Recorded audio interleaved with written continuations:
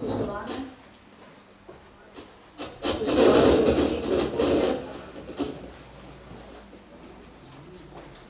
prav lepo pozdravljeni na nocojšnjem pogovornem večeru.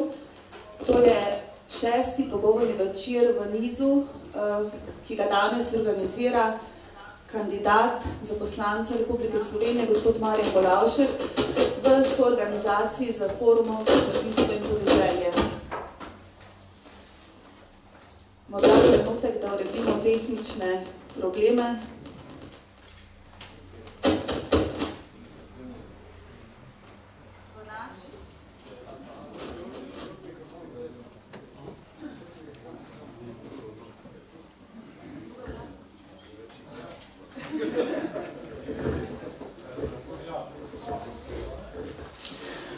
V naši sredi prav lepo pozdravljam najprej seveda naše današnje osrednje govorce.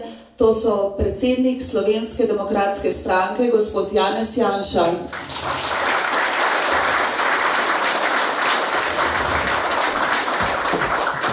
Kot sem že omenila, kandidat za poslanca Državnega zbora, gospod Marjan Golavšek.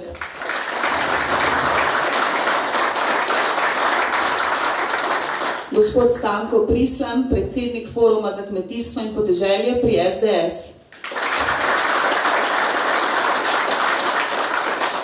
In pa gospod Matjaž Kočar, predsednik odbora za kmetijstvo pri strokovnem svetu SDS.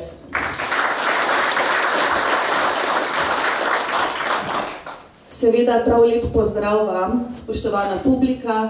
Med nami prav prisrčno pozdravljam župana občine Prebold, gospoda Vinka Debelaka.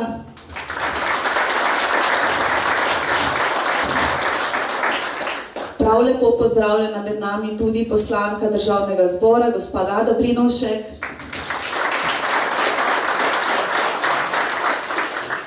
Lep pozdrav poslancu Državnega zbora, gospodu Ljubu Žnidarju. Župan sosednje občine Vransko, gospod Franc Sušnik. Hkrati pa lep pozdrav vsem predsednikom in regijskemu predsedniku, gospodu Jelnu. Na začetku pa menim, da je prav, da predamo za pozdrav besedo našemu gostitelju. Danes smo v občini Prebold, to je gospod Vinko Debelak. Hvala lepa in seveda lep pozdrav gospodu predsedniku Janezu Janši. Četrti ste danes tu med nami, zato smo res zelo veseli, da ste tako pogost, naš gost. Kajti jaz sicer tudi v teh letih 4-krat morda veliko in je veliko, se veseli, da smo pa vedno veseli, da ste pa ravno vi tisti najvišji predstavnik oblasti v tej državi, ki nas le obišče in seveda deli kakšne misli, potem kasneje tudi dejanja tudi za nami. Zato vam še enkrat res iskrena dobrodošlica v Preboldu in veseli bomo, če vas bomo lahko še kdaj gostili. Morda tako se tudi zdaj pripravljamo v kakšni funkciji, kateri si pač že nekaj časa nazaj tudi to želimo. Seveda pa danes, če dovolite, da pozdravim, se vsi poznamo, Marjana Golavška. Marjan je naš podžupan v občini Prebold, vsi skupaj pa se zdaj pripravljamo, da ga ustrezno podpremo, njega, stranko, da seveda dobimo svojega zastopnika tudi v parlamentu Republike Slovenije. Upam, da nam bo uspelo. Tako njemu, kot seveda tudi predsedniku mislim. Drugače pa vam želim naprijetno poslušanje v teh prostorih, pa če vam bo ostalo še kaj časa, se mogoče malo sprehodite po Preboldu, pa nam potem povejte, kaj nam se še kaj manjka. Nam kaj precej še manjka, ja. Hvala.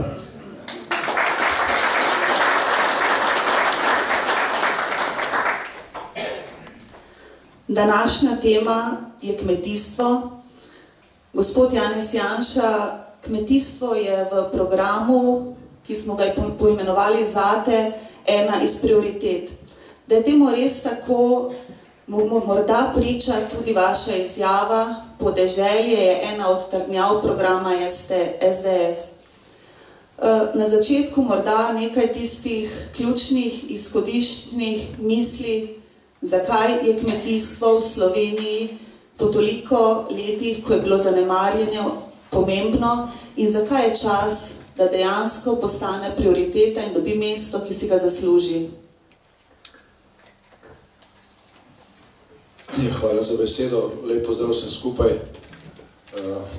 Malo zgodno uro smo zbrali za to temo. Zima je bila dolga in dela na polju veliko. Tako da še posebej hvala za udeležbo.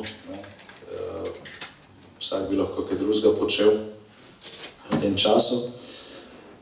Hvala pa tudi za organizacijo te razprave, ker je pač Slovenija zdaj v posebnem predvolilnem času, ko so razprave o tem, kako zastaviti korake in poti v prihodnosti. In kmetijstvo velikokrat po krivici izpade iz teh razprav. Tako da na nek način je simbolično, da tik pred začetkom uradne volilne kampanje vseeno o tem razpravljamo, da je to ena od naših prioritet in Slovenska demokratska stranka je že pred meseci predstavila svoj program za področje kmetijstva, ker je tukaj predsednik odbora za kmetijstvo v našem strokovnem svetu oziroma naš minister v senci. Ne bom toliko o teh konkretnih točkah programa, ampak kot ste zastavili v vprašanju. Dva poudarka, zakaj je kmetijstvo za Slovenijo strateškega pomena in zakaj mu v Slovenski demokratski stranki posvečamo prioriteto. Zdaj, osnovni razlog za to je, ali pa osnovni motiv za to je naše zavedanje, da je hrana strateška surovina. Vi lahko danes, kljub temu, da smo v 21. stoletju, da smo vsi navajeni na elektriko, avtomobile, nafto, računalnike in tako naprej, recimo, če jutri vsega tega ni, bo sicer malo čudno, ampak bomo vsi preživeli. Bo veliko problemov, civilizacija takšna, kot je poznamo, lahko neha obstajati, če vseh teh verov ni, ampak kljub temu se da preživeti. Brez hrane se ne da. Zdaj, zgodovina nas uči, da kljub temu, da trgovina, še posebej moderna trgovina, zagotavlja pač, da ti lahko nek produkt, tudi veliko hrane, pridelaš na enem koncu celine ali pa celo sveta in jo potem uporabiš, uvoziš in uporabiš na druge. To je danes v veliki meri možno. Seveda pa lahko se razmere spremenijo in to ni več možno. In takrat seveda potem stvari postanejo bistveno drugačne. Tako da vsaka država teži k temu, da je tudi pridelovalka hrane. Pa tudi, če je to mogoče nekoliko dražje, kot pa je, recimo, pridelovati hrano nekje drugje, kjer so pogoji bistveno boljši in se da pač z modernimi oblikami kmetijstva bistveno ceneje proizvajati večje količine hrane. Tudi Evropa, recimo, ko je Evropska unija nastala, najprej je bilo to združenje z proste trgovine za premog in jeklo. Že v naslednji fazi je eno temeljih programov Evropske unije je ostalo kmetijstvo. Evropa je delno tudi zaradi razmer hladne vojne skušala zagotoviti dovolj hrane za lastno prebivalstvo, takrat še za zahodno Evropo. In dolga leta je šlo polovica ali pa celo več evropskega proračuna za kmetijske subvencije, zato da je Evropa sama predelala dovolj hrane. Še danes, ravno danes je so bile objavljene podrobnosti evropskega proračuna za obdobje 2020-2027, še vedno je kmetijstvo 37% evropskega proračuna. Čeprav bi se dalo, veliko izdelkov, ki jih v Evropi subvencioniramo, zato da se jih splača proizvajati, cenejšo uvažati. Ampak Evropa ne odstopa od tega, ravno zaradi tega, ker je pač hrana strateška surovina in tudi vsaka država se mora tako obnašati, ker tudi ni rečeno, da bo Evropska unija vedno obstajala. Torej, vsak kmet v Sloveniji, vsak, ki prideluje hrano, ne prideluje samo komercialnega artikla, ampak prideluje nekaj, kar je bolj pomembno. Ali pa kar je strateškega pomena glede na to, da ne vemo, kaj se bo v prihodnosti dogajalo. Drugi razlog, zaradi česar je kmetijstvo v našem programu prioriteta, je pa splošna slika, v kateri smo danes Slovenci ali pa je Slovenija. To je najbolj demografska slika, drugič pa vprašanje poseljenosti države in vprašanje centralizacije. Če pogledate zemljevid Slovenije, boste videli, kako je gravitacija na osrednjo slovensko regijo, na Ljubljano, na Ljubljansko kotlino. Tam ni samo večina prebivalstva, ali pa največja gostota prebivalstva, tam je tudi seveda največja gostota denarja. Vse se na nek način tja steka. In to povzroča, ima tudi neke regionalne centre, ki imajo podobne probleme. Primerjavi z katerimi drugimi državami, mogoče stvari še niso ravno najbolj kritične in tega niti ne opazimo, ampak v relativnem smislu pa so že. Ker prevelika koncentracija prebivalstva povzroča številne probleme, ne samo urbanistične, tudi ekološke in mnoge druge, socialne, če hočete. In Sloveniji to ni treba, ker imamo dovolj prostora. Dovolj prostora, samo vprašanje je, kakšen je ta prostor. Zdaj, vsak kmet, ki ima veliko gozda, je vesel tega, še vse, če so lepa drevesa in tako dalje. Ampak Slovenija se je od druge svetovne vojne naprej zelo zarasla. Mnoge površine, kmetijske površine, travniki, pašniki, danes ne obstaja več, je tam gozd. Ponekod se je klima spremenila. V tem kočevskem delu Dolenjske je danes klima drugačna, kot je bila pred 50 leti, ker se je vse zaraslo. Ker ni bilo ljudi, ki bi zemljo obdelovali in vzdrževali krajino. Potem tretjina Slovenije je gorate. Zato, da tam obstaja življenje, se mora tam nekdo zelo truditi. Sicer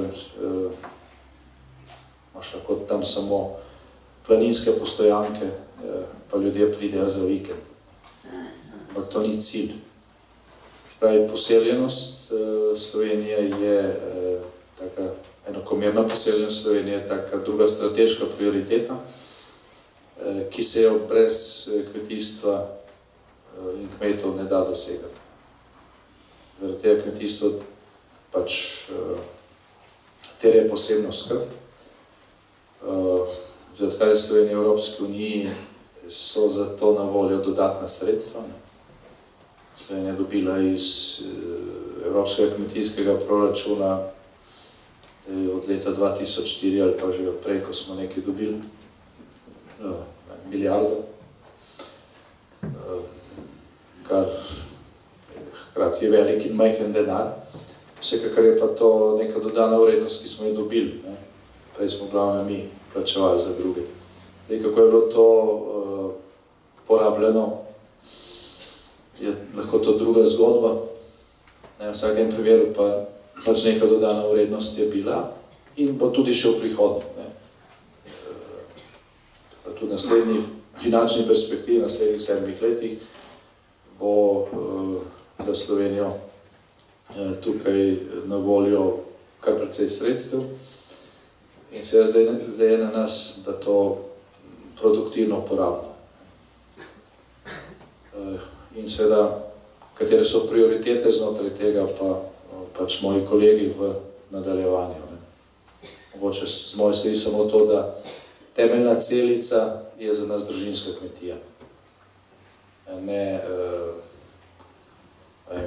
kombinat ali pa karkoli temu podobnega, ampak družinska kmetija. Zakaj?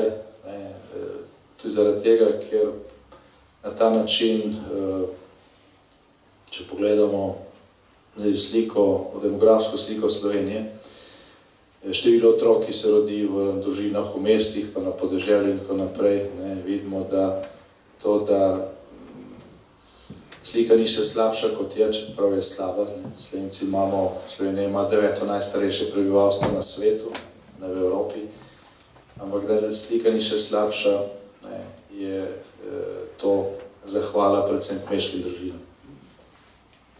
Tako da ta strateški pomen kmetijstva v Sloveniji je zelo velik in ga ni možno ovrednotiti zgolj z deležem tega, kar ima kmetijstvo v bruto domačem proizvodu. Je bistven, gre za strateški pomen in Slovenska demokratska stranka v svojem programu izhaja iz tega.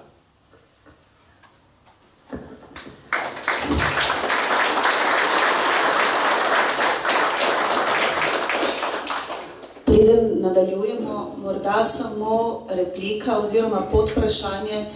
Omenili ste v svojem izvajanju to neenakomernost pri poseljenosti Slovenije. Lahko oziroma upam si trditi, da je slovenska politika zadnjih let zelo centralistična.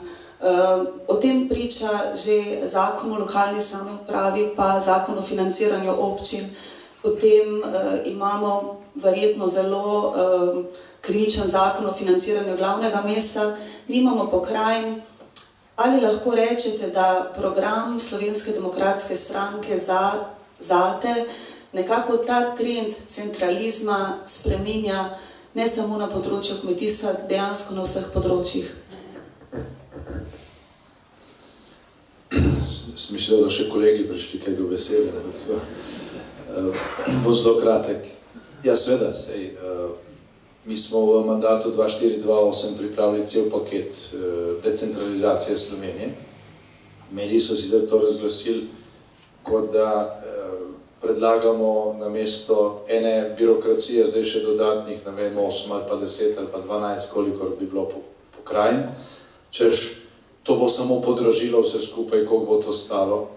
In tako naprej. V resnici je pa šlo za racionalizacijo in za prenos pristojnosti. Ni šlo za to, da se zdaj neka nova birokracija vzpostavlja, ampak šlo za to, da se stvari, ki jih je neracionalno upravljati v enem centru, prenesejo na pokrajinsko raven in prenese se tudi financiranje.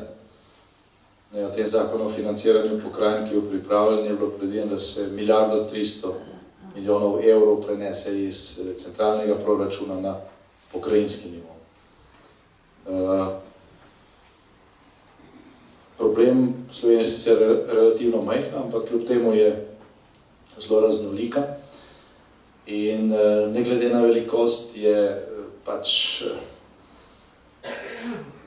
odkar civilizacija obstaja, civilizacija, ki uporablja denar, znano, da bližje tistemu, ki denar prispeva, ta denar uporabljaš, bolje racionalno uporablja in večja kontrola. Tle je blagajna, manj je nadzora in manj se ve, zakaj se denar uporablja. Če recimo v župan v občini postav pločnika na napačno cesto, se to vidi. To govorim karikirano in to ne gre brez posledic. Če pride do neke državne investicije velike, kjer se zapravi po nepotrebnem na 100 milijonov, se to ne vidi tako očitno. pa ljudje ne razumejo, če gre za 100 milijonov, pa za milijardo, to so prav velike cifre. Če vas zelo vprašam, koliko ničel ima ena milijarda, treba že malo pomisliti. Je to pol bistveno lažje. Tako da moderna uprava je takšna, da se pač stvari prenesijo na tisti najnižji nivo, kjer je to najbolj racionalno upravljati in tudi financiranje. Seveda, mi smo potrebovali za zakon o organizaciji pokrajin dvotretjinsko večino. Opozicija takrat, predvsem SD, je obljubljal podporo do zadnjega glasovanja. Na zadnjem glasovanju te podpore ni bilo več in cel paket je ostal nerealiziran. Tako da je Slovenija še vedno centralizirana. In danes recimo o tem, kdo bo ravnatelj srednje šole v Žalcu v Celju, ne odloča pokrajina ali pa občina, odloča minister Ljubljana. Da bo direktor bolnice, na koncu vlada odloča že vrsta teh stvari, ki so popolnoma neracionalne, ker so centralizirane. Seveda za nekoga, ki pač želi oblast izvajati na ta način, da vse kontrolira, to ugodno, ker potem je neka centrala, kjer sicer ne vidiš vsega, odločaš pa vsem. To ima potem posledice in te posledice se zdaj ne utrujem s podatki, vidijo tudi v tem, da kljub temu, da imamo v celoti na voljo več sredstev, da imamo tudi evropska sredstva, evropska razvojna, kohezijska sredstva. Razkorak recimo med najbolj pa najmanj razvito statistično regijo v Sloveniji se ni bistveno spremenil. Sicer smo šli vsi malo gor, ampak razmere se pa ni bistveno spremenilo. In je danes recimo v severovzhodni Sloveniji prek Murju kvaliteta življenja približno polovico slabša po statistiki kot pa v Ljubljani. Čeprav smo državljani iste države in tako naprej.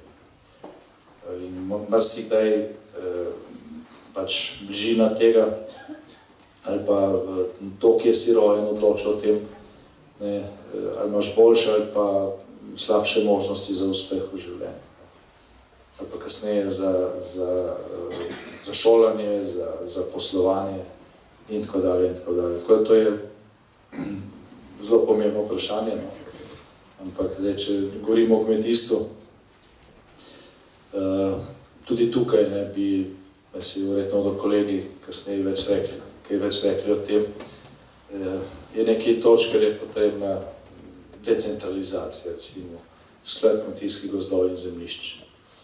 Že zdavnaj ni več razlogov za to, da obstaja nek centralni sklad, ker upravlja s tem. To je treba pač razdeliti občino. Če že ni pokrajine. In tiste stvari, ki so pač upravne, pa lahko upravljajo upravne enote. To je bilo vedno v naših programih, ampak ko smo recimo vladna koalicija, bila ena stranka v koaliciji, ki je bila zelo proti temu in tega nismo mogli narediti. Tukaj je pa to za enostavno stvar, ki bi bistveno pospešila razvojne možnosti recimo lokalnih skupnosti. Pa tudi bolj racionalno bi se upravljalo s temi zemljišči in gozdovi.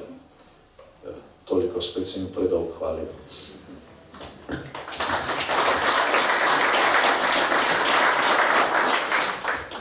Preden posvetimo potrebno pozornost ključnim točkam programa, pa morda gospod Marjan Golavšek, vi ste v osnovi, vaš poklic je kmetovalec.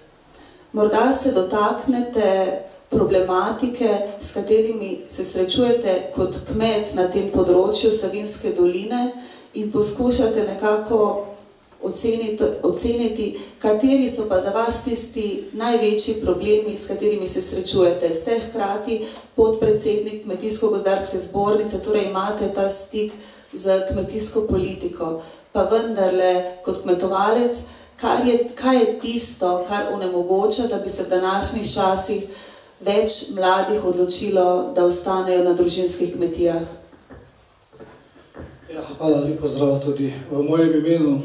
Ja, tako jaz zmeraj rečem, tako kot vsak, ki hodi v službo, tudi vsak kmet želi, da ima za svoje delo primerno plačilo, ne?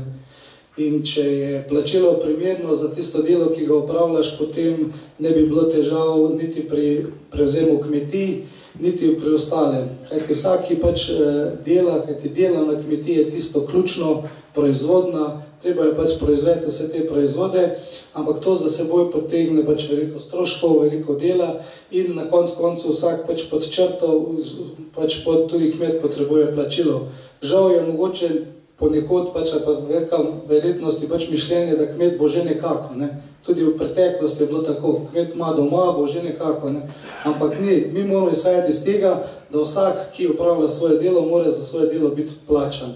Zato tudi zmotno mišljenje o subvenciji, o neposrednih plačilih, to niso neka dodatna sredstva, to so pač veliko razlika v tistem plačilu za proizvodno, ki jo proizvajaš in prodajaš, ne. Ker mi, pa večina kmetov bi bila bolj zadovoljna, da ne bi bilo potrebno vlagati vlog za subvencije, se obadati vso papirologijo, ampak da bi bili naši proizvodi prodani po taki ceni, da bi bil pač delo pokrito in bi mi dobili svoj zaslužek. Bi se izognili vsem tem, vendar, ker se je pač Evropa tako odločila, da imamo skupno kmetijsko politiko, ki pač zagotavlja, rekel, našim državljanom Evrope hrano po primerni ceni, je pač so tudi ta neposredna plačila in s tem se tudi spodbuja tudi na nek način, da se tudi ohranja kmetovanje. Kot je prej bilo rečeno, seveda, brez teh spodbud, ki jih imamo predvsem za višinske pa te predele, kot so območje z omejenimi dejavnosti, bi še verjetno vse več kmetij zarastlo. Tukaj je kar, rekel, to tudi spodbudno, ampak to bi, če tudi ne bi bilo skupne kmetijske politike, bi tudi država kot taka morala skrbeti za to, da se nam pač to ne zaraste, ker v osnovi tudi mi, tudi v zadnjem obdobju se zelo veliko govorimo o turizmu. Ampak mi si turizma ne moramo iti, če bomo imeli zaraščeno okolico, če ne bo vse počiščeno in tukaj imajo majhne kmetije, ki jih mogoče niso ekonomsko toliko upravičene in nimajo zaslužka, veliko vlogo, da pač poskrbijo, da je okolica lepa, ko pač pride turisti, vidijo, kako lepa okolica, kako lepa pokrajina ima Slovenijo. In tukaj se vse navezuje v tem delu. Zdaj, ko ste pa prej rekla, da je pač podpredsednik Kmetijsko-gozdarske zbornice, mi se v tem obdobju, kot kar sem pač jaz tudi član sveta zbornice in tudi podpredsednik zbornice, kar veliko ukvarjamo z raznimi težavami, ki se nam non-stop pojavljajo, tako da je tukaj brez stanovske organizacije, kot je Kmetijsko-gozdarska zbornica, bi imeli kmetje velike težave, čeprav se marsikdaj to ne čuti v tem smislu, da se pač tudi privarčuje kaj, ali pa da se pač pozna pri prihodku na kmetiji, je pa dejansko to, ker če nek zakon, ki bi finančno obremenil kmeta, se v parlamentu spremeni na predlog, pa že prej v ministrstvu spremeni v tem postopku, je finančna obremenitev bistveno nižja, kot bi lahko bila in potem je tudi ta končni zaslužek bistveno drugačen. Vrsto stvari je tukaj še, ki jih pač zbornica kot taka pač poskuša v teh postopkih spremeniti. Tisto, kar kmete tudi najbolj muči, je seveda birokracija. Birokracija, mi imamo ogromno zakonov, podzakonskih aktov, ki nas kmete obremenjuje. In nam jemlje, bi rekel, čas in živce tudi zdaj zaradi tega, ker enostavno, tako, če kar zdaj vzamemo primer, zdaj je pač narava tako poskrbila, da je dela veliko in enostavno je nemogoče, tudi v tem obdobju so bile tudi vlaganje za neposredno plačilo, to se samo, bi rekel, obremenjuje in je tukaj zato tudi zbornica veliko naredila, da bi te zakonodaje spremenili. Tudi v programu naše stranke je, da se birokratske ovire zmanjšujejo, čeprav minister aktualni še zmeraj govori, da enostavno si ne predstavlja, da bi se lahko tukaj zmanjšal, ampak jaz mislim, da z voljo in pa z pravo odločitvijo se da to vse narediti, da se z nekimi, bi rekel, kratkimi predpisi, jedrnatimi, da so potem življenjski, da jih ljudje tudi v praksi razumejo, zakaj gre, tudi potem sprejemamo take. In to mora biti, rekel, prioriteta, da sprejemamo tako zakonodajo, da bojo ljudje vedeli, zakaj se gre, ne da si potem pač vsak po svoje tolmači in iščemo potem, rekel, neke razlage, kako in kaj. V prvi vrsti je pa se zagotovo to, da pač Slovenija potrebuje kmeta in je to strateškega pomena in mi kot kmetje skrbimo za to, da naši državljani jejo hrano, zdravo in varno hrano. Take hrane, ko jo pač imamo v Sloveniji, ima malkera država in tega se moče včasih tudi premalo zavedamo. Tako da tukaj je pomen kmetijstva zelo velik. Je pa tudi to zelo pomembno, jaz tudi skozi poudarjam, da vse skozi zdaj je tudi v državnem zboru premalo, rekel, naših stanovskih kolegov, to se pravi predstavnikov kmetov, kjer bi, rekel, svoje naše stališče lahko zagovarjali, tudi v tisti fazi, ko je potem tik pred zdajci, je treba tudi tam povedati svojo in zagovarjati ta naša stališča. Tukaj je treba eno z drugim iti in treba iskati te rešitve, da bo kmetovanje zanimivo, da bojo na kmetijih ostali mladi bojo pa ostali na kmetijih, če bodo videli, da se to splača, da je to primeren zaslužek. Po drugi strani treba poskrbeti pa tudi za tiste, ki bojo kmetijo predajati, to se pravi starejše, tudi na te ne smemo pozabiti. V letu 2005-2006 je bil sprejet ukrep zgodnje upokojevanje, ki je, ko je pač starejši predal kmetijo, mlajšemu bilo za njega poskrbljeno, da bo lahko 5 let dobo rento in potem šel v pokoj.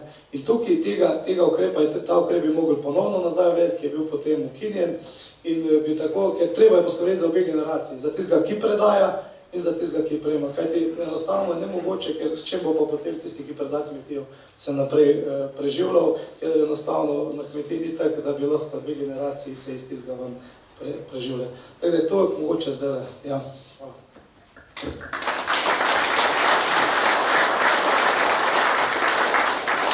Še za vas replika, podvprašanje.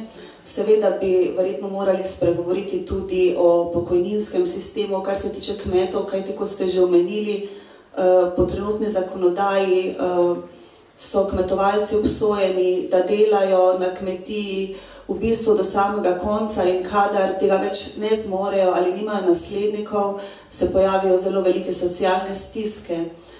V programu Slovenske demokratske stranke pa je veliko govora o družinskih kmetijah.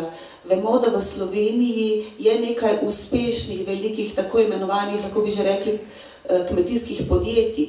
Kaj pa te družinske kmetije? Tukaj govorimo o srednjih kmetijah, manjše do srednje. Ali menite vi kot kmetovalec, da je mogoče, da takšna v trenutnih razmerah družinska kmetija je 100% živi od kmetijstva, torej da sta oba, če rečemo oba starša ali pa partnere na kmetiji, da vsi živijo od kmetijstva? Ali se vam to v trenutnih razmerah zdi mogoče na srednji družinski kmetiji? Jaz mislim, da to ni mogoče. Enostavno je to preveliki breme, tako socialna, rekel, prispevke za socialno, tudi za pokojninsko, in je to dohodki so enostavno preniski. Je pa tukaj ideje, seveda, treba vedeti, neki kmetij je odvisno od panoge. Ene panoge so pač, bi rekel, boljše, druge slabše, v velikih primerih, po večini so vse panoge zelo, ene pač enkrat boljša, druge slabša, tako da to ni tako enostavno in nemogoče je govoriti. Tudi sama definicija družinske kmetije je zdaj v letu in pol v tej, bi rekel, debati, kaj pravzaprav sploh je družinska kmetija. In tukaj iščemo tudi definicijo aktivnega kmeta.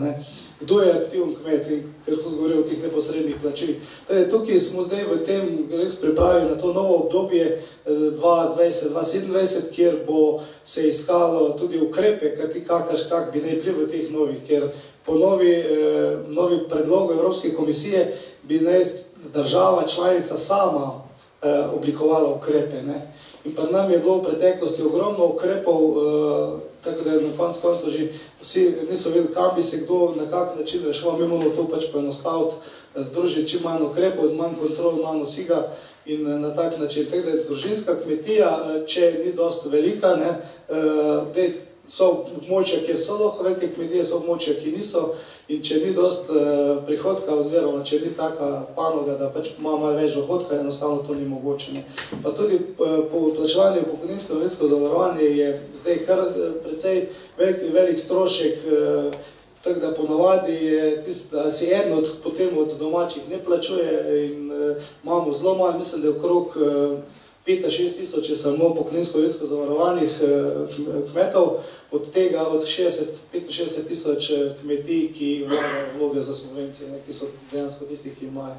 Tukaj je zato prav, da osnova mora biti v tem, da mora biti produkt, ki ga kmet proizvaja, primerno plačan. In na koncu mu počrto mora biti dohodek, da si pač lahko plačaš vse te prispevke, da tudi ima družina nekaj preko rezerve, da je treba investirati vse te stvari in to brez primernega plačila enostavno ne gre.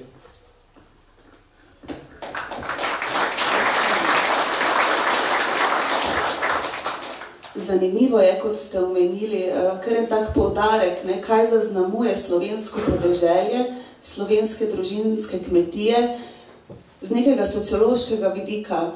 Tega si v mestih verjetno ne znamo predstavljati, če ne bi na kmetijah bilo te pripadnosti, da otroci poskrbijo za starše, bi se soočali verjetno še z dosti večjimi socialnimi stiskami. To pove tudi veliko o tem, kakšen je slovenski kmet in da gre dejansko tukaj za zelo plemenit poklic, če ne že kar poslanstvo. Gospod Kočar, vi ste predsednik odbora za kmetijstvo in okolje pri strokovnem svetu SDS, pa mislim, da je čas, da mogoče malce podrobneje opišete 5 ključnih tem, ki so v bistvu neka osnova za vse to, o čemer danes govorimo, programa ZATE. Ja, hvala lepa, lep pozdrav tudi z moje strani. Res je, tako kot smo kako predstavili ta ključna področja, ključne točke. Kmetijstvo je strateška panoga in ima veliko večjo težo kot nek procent bruto domačega proizvoda, ki ga bi statistično neka država prikazovala navzven. Že predsednik je omenil, da zgodovina dokazuje, da je tisti, ki prideluje hrano, ključnega pomena, ko pride do nekih kriz in sami lahko vidite, da te krize tako ali drugače tudi nastopajo v Evropi, v svetu in globalizacija je tista, ki ne nosi samo pozitivnih elementov, ampak je globalizacija tudi lahko problem. Ta problem obstaja, sami ga lahko vidite tudi z globalizacijo ne samo trgovine, ampak globalizacijo preseljevanja narodov in tako kot je nekoč propadel stari Rim, se sedaj tresajo temelji stare Evrope. Kako smo se lotili problematike kmetijstva, vam bom poskušal zelo na kratko obrazložiti. Politika ima izredno močan, velik vpliv na kmetijstvo in kmetijstvo je na nek način refleksija, je odraz tega, kaj dejansko politika želi od kmeta. Mi smo ugotovili, da je dejansko Slovenija, tako kot je predsednik izpostavil, stara država, ki se tiče povprečne starosti in edino še podeželje je tisto, kjer je vrednota družine neka dodana vrednost. In to podeželje je v glavnem sestavljeno iz kmetij ali pa ljudi, ki izhajajo iz kmetij in ki jim je pomen zemlje in pa pridelave hrane še vedno blizu. 60-65 nosilcev kmetijskih gospodarstv in seveda družine, govorimo o približno 200 tisoč ljudeh, ki so tako ali drugače vezani na ta podeželski, da ne rečem kmetijski prostor. Zdaj v prvi vrsti, ko govorimo o družinskih kmetiji, smo se seveda dotaknili te osnovne problematike. Ne gre samo za to, da bi z nekimi floskolami govorili, kako je ta družina pomembna. Pomembno je, da bo politika za svojimi ukrepi. Kaj pa so ukrepi?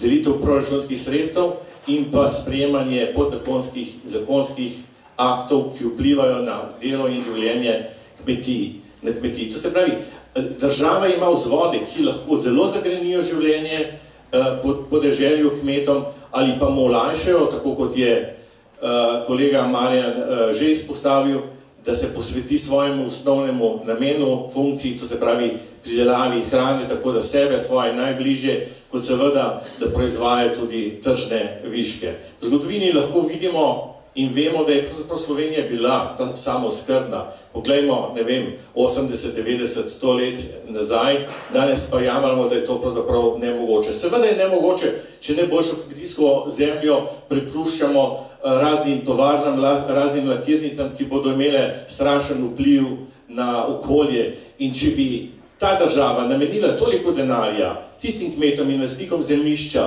tistim družinskim kmetijam tam pri Mariboru, bi izplen bil veliko večji, kot pa je tisti izplen, ki ga napoveduje ta vlada. To pomeni, da kmetijstvo ima svojo težo in družina ima svoj pomen in z ukrepi, ki bomo seveda na tem segmentu peljali, bomo omogočili, da bo ta družinska kmetija dejansko sestavljena iz 3 generacij, tako kot dejansko na kmetiji tudi mora biti.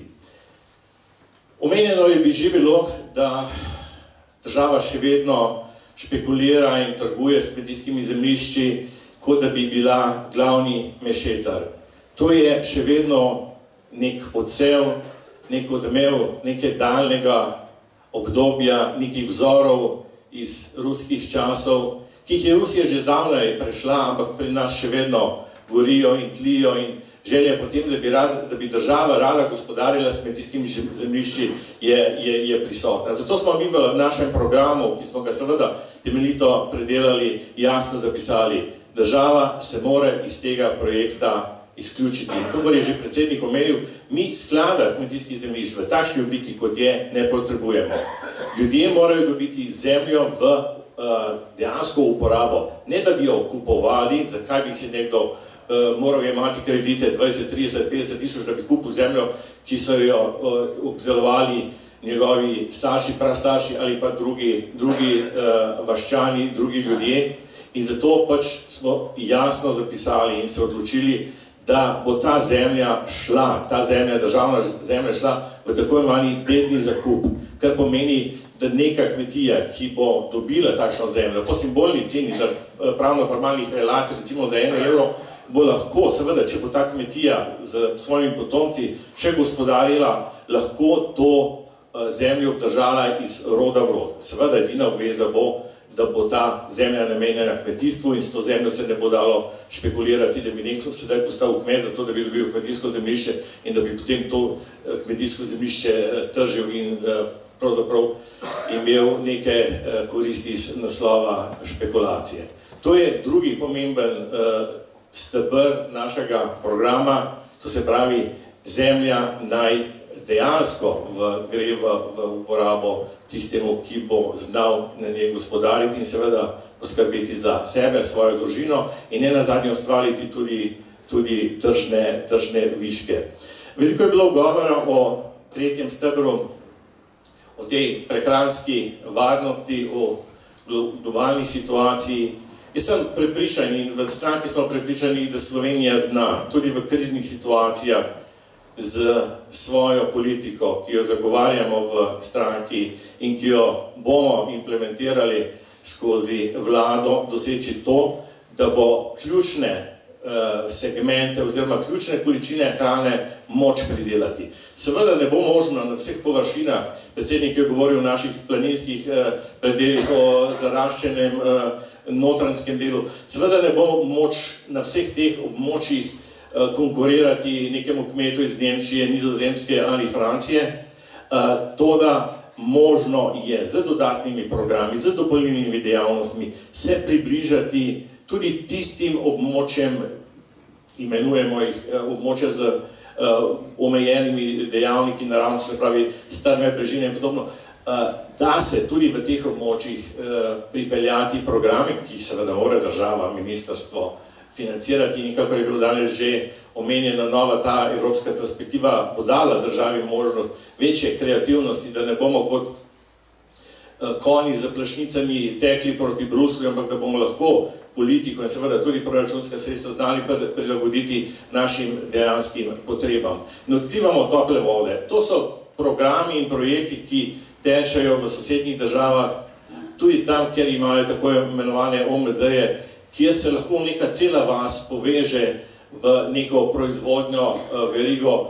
Rad dam primer, ki se je dogodil v Italiji in ne vidim, zakaj ne bi bilo moč kaj podobnega izpeljati tudi pri nas, ko se poveže neka proizvodnja, seveda s določeno državno spodbudo, nekaj, kar je mogoče danes nezanimivo, ko gre za, ne vem, lešnike ali recimo robido ali recimo maline, in v tej isti vasi imamo potem tudi predelavo, imamo tudi pekarno in seveda v naslednjem koraku imamo tudi tržno nišo, kajti celo verigo je treba povezati, drugače se ustvarjajo neki presežki, ki jih ne moremo plasirati, na drugi strani pa pravzaprav potrošnik nima možnosti dostopa do teh produktov. To se pravi, ko povežemo celo verigo in država ima te vzvode, da ljudem, ki so pripravljeni delati in ki so na tak način sposobni pripeljati tudi drugo plačo, o kateri je govoril gospod Marjan, v to družinsko kmetijo, da lahko dosežemo možnost dela in seveda tudi zaslužka. Seveda, tam, kjer so optimalni pogoji za delo, kjer so ravnine, bo seveda kmetijstvo še vedno temeljilo na tistih naših stebrih v kmetijstvu, kot je seveda živinoreja, predelava mleka, kjer imamo tržne viške, ampak tudi tam je potrebno pomisliti, kaj bi bilo potrebno dodati kot dodana vrednost, zato da bi tisti kmet, ki je bil odvisen od krize kvot mleka oziroma kasneje od cenovne politike na mleku, da bi lahko kompenziral tiste pace, seveda z neko dodano vrednostjo. In slovenski potrošnik je željan slovenskega produkta, slovenski sirov, skut, jogurt. Poznam kmetije, ki imajo celo verigo in pravzaprav svoje mleko v večini predelajo in seveda z veliko dodano vrednostjo plasirajo.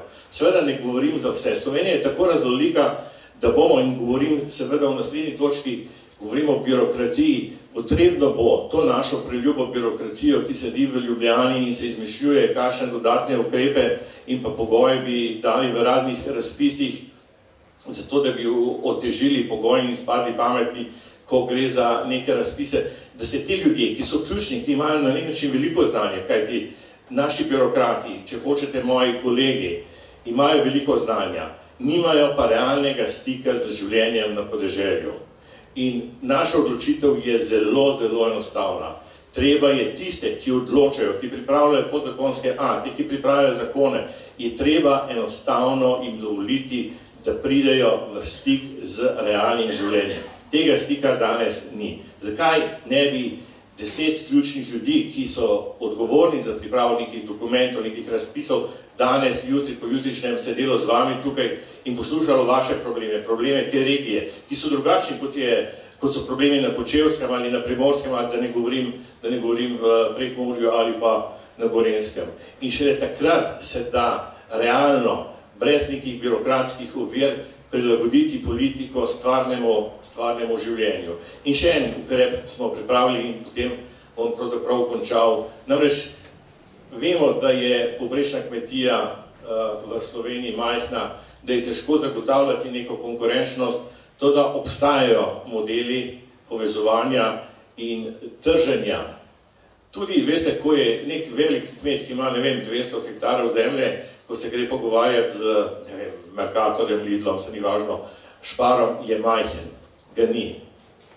Zato je zelo pomembno in spet ne odkrivamo tople vode, ampak pogledamo samo, kako to rešujejo v svetu, če hočete v Evropi. Povezave, kooperative so ključne.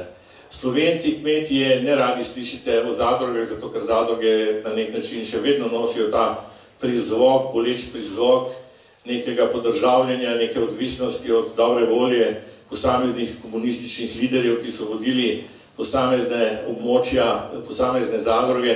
Tudi prav te kooperative so ključne in ko se pogovarjamo z recimo našimi zamejci v Italiji, z kmeti, ki imajo ne ravno veliko zemlje, nam povedo, veste, nimam časa se ukvarjati še s tem, da bi tržil. Ja, nekaj malega prodam na kmetiji, ampak jaz nikoli ne grem na tržnico. Veste, naš 15 metrov se je povezalo, pridelujemo zelenjavo in imamo človeka, ki seveda potem v tej naši zadruženi trgovini prodaje in ko pridelamo še sokove, se organiziramo tako, da je ta naš produkt praktično dostopen celotnem območju, predvsem so to ljudje, ki za svojimi produkti oskrbujejo Trst in pa seveda Staro Gorico in zaledje. In pravi, ljudje so se navadili na ta okus in nikoli nimamo problemov dobro prodati naših proizvodov.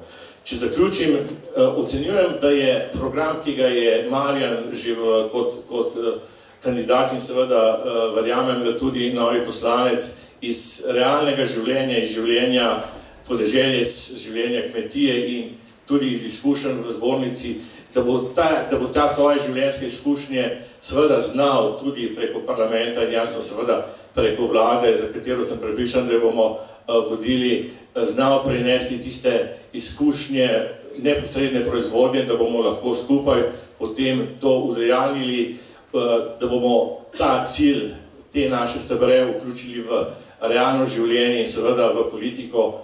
Kot sem pa začel, politika je zelo ključen element v odnosu do kmetijstva in zato je zelo pomembno, kdo to politiko upravlja. Hvala.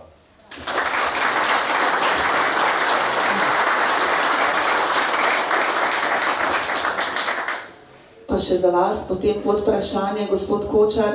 Omenili ste birokracijo, omenili ste, kako se dejansko v pomembnih zadevah včasih kar nekako nerealno odtujeno od resničnih problemov odloča v ljubljanskih pisarnah, če karikiram. Kot smo dejali, že prej vse je povezano, če bi bil izpeljan ta drugi nivoj lokalne samouprave, bi bil ta problem v veliki meri že rešen. Ampak si lahko trdite, da je pa veliko potencijala za slovensko kmetijstvo, predvsem v povezovanju. Če rečemo na nekem čisto osnovnem podeželskem nivoju, ali lahko upamo na čase, ko se bo kmet povezal z vrtcem, z šolo, ko ne bo tukaj samo birokracija, ko se ne bo gledalo samo na ceno, ampak se bo tista samooskrbnost izvajala v pravem pomenu besede. Torej, nekaj malega zakonsko določenega že imamo, koliko domače hrane mora biti recimo v vzgojno-varstvenih zavodih, pa vendarle, ali ni naša težnja ta, da bodo naši otroci, da bo slovenski človek, slovenski potomec jedel domačo slovensko hrano? Ja, res hvala za to vprašanje, ker se mi zdi nekako ključno. Poglejte, približno 110-120 milijonov proračunskih sredstev na letnem nivoju se porabi za nakup hrane za javne zavode. To se pravi šole, bolnice, vrtci. In to ni majhen denar. Ko pogledamo prakso in to analizo smo naredili, kam odteka ta denar, v glavnem konča pri nemškemu, italijanskemu, nizozemskemu kmetu, seveda preko sistema javnega naročanja in najbolj enostavnega načina, ki ga direktorji, ravnatelji uporabljajo, to, da imajo nekega dobavitelja.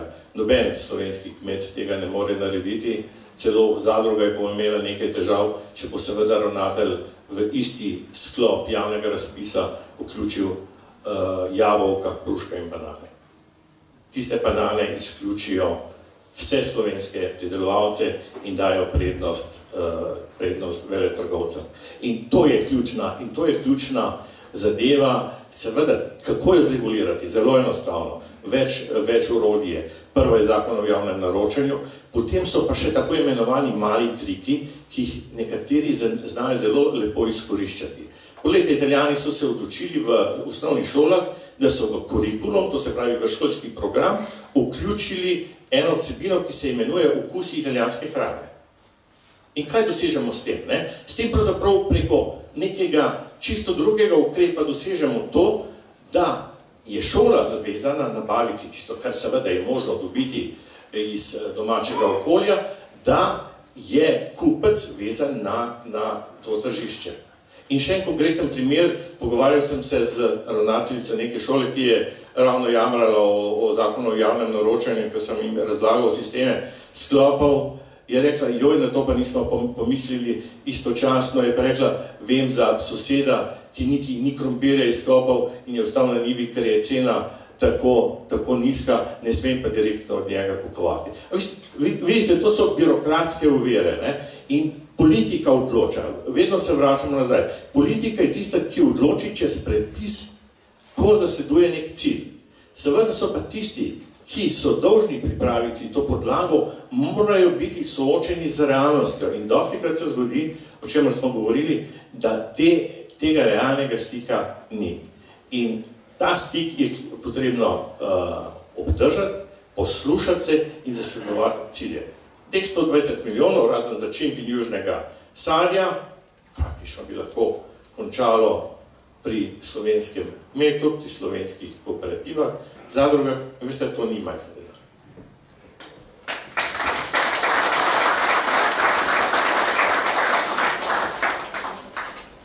Gospod Stanko Prislan, vi ste predsednik Foruma za kmetijstvo in podeželje Slovenske demokratske stranke, tudi ki je soorganizator današnjega pogovornega večera, pa mogoče, če nam na kratko opišete naloge oziroma namen tega foruma.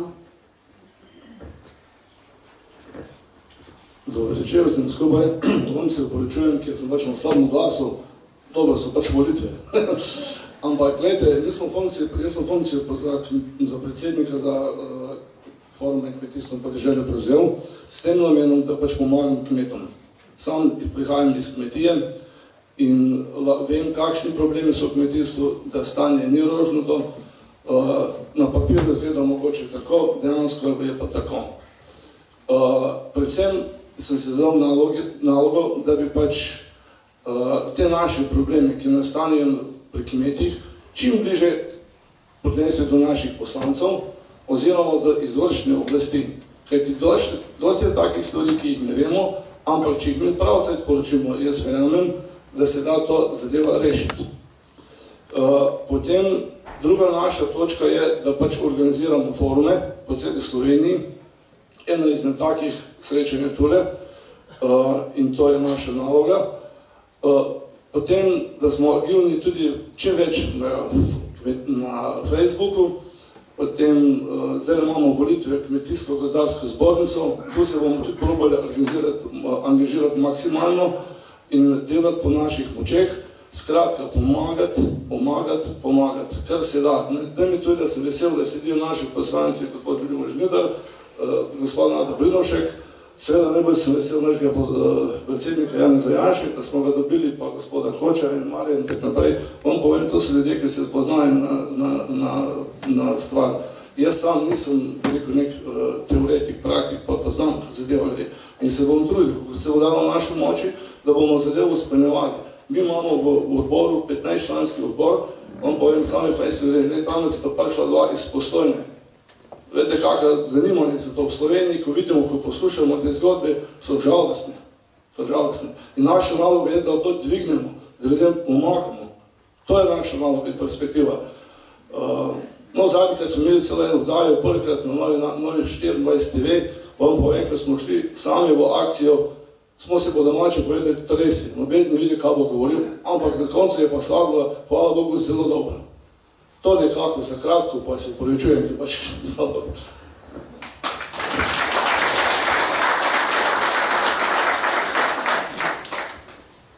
Gospod Prislan, zaradi vašega slabega glasu bom vašo repliko namenila kar komu drugemu. Omenili ste to žalostne zgodbe slovenskega kmetijstva.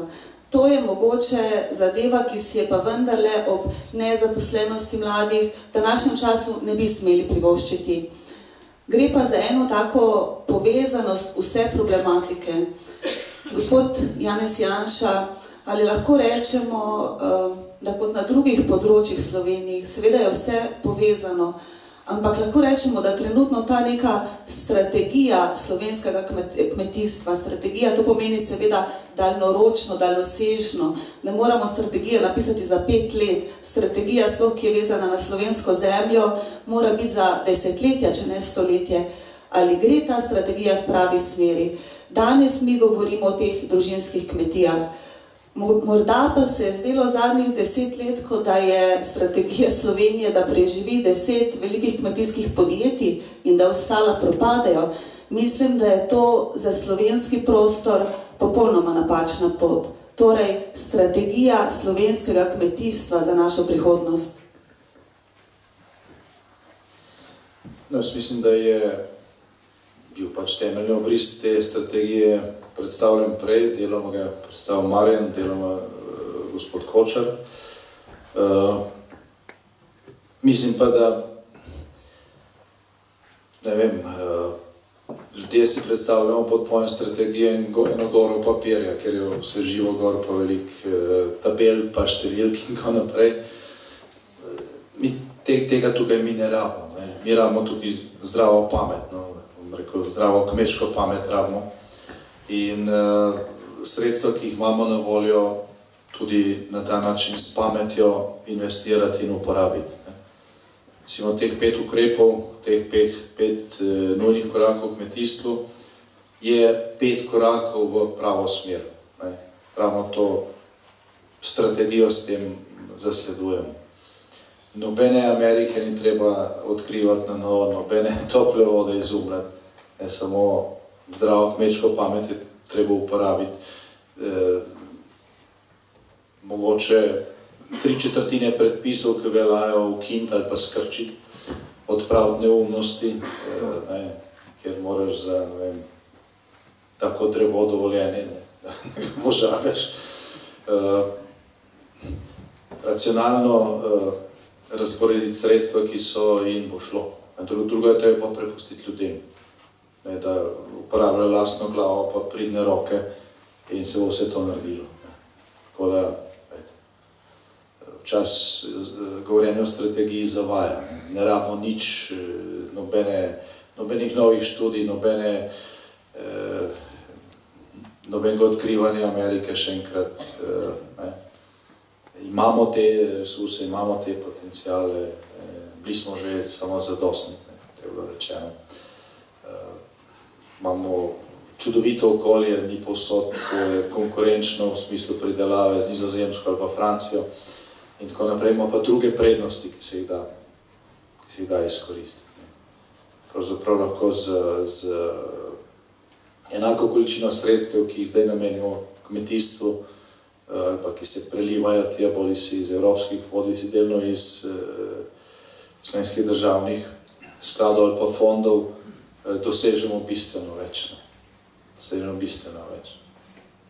Sedaj pa rabimo tudi na čelu tega resorja nekoga, ki te stvari razume. Zdaj, ker ga kmetijstvo ni zgolj PR, pa ki ne izhaja iz stranke, v kateri je en od njegovih predhodnikov pred desetletji govoril, da je kosilnica v rokah kmeta mitraljez, s katerim strelja na socializem.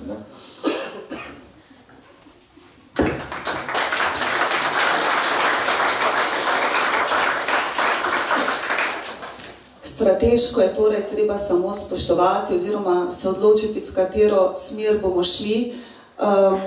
In država si včasih kmet danes misli, če že kmetu ne pomaga, naj ga vsaj ne ovira. Preden pa Marjan spregovorima o tem, kar je gospod Janez Janša zdaj tudi omenil, o zdravi kmečki pameti in kje jo pogrešate v državi, mogoče v državnem zboru, pa ena, bom rekla, kratka, prijetna prekinitev. Ko smo organizirali ta večer, smo napisali kar tako, da bi vas privabili tudi eno nagradno igro, nagradno vprašanje.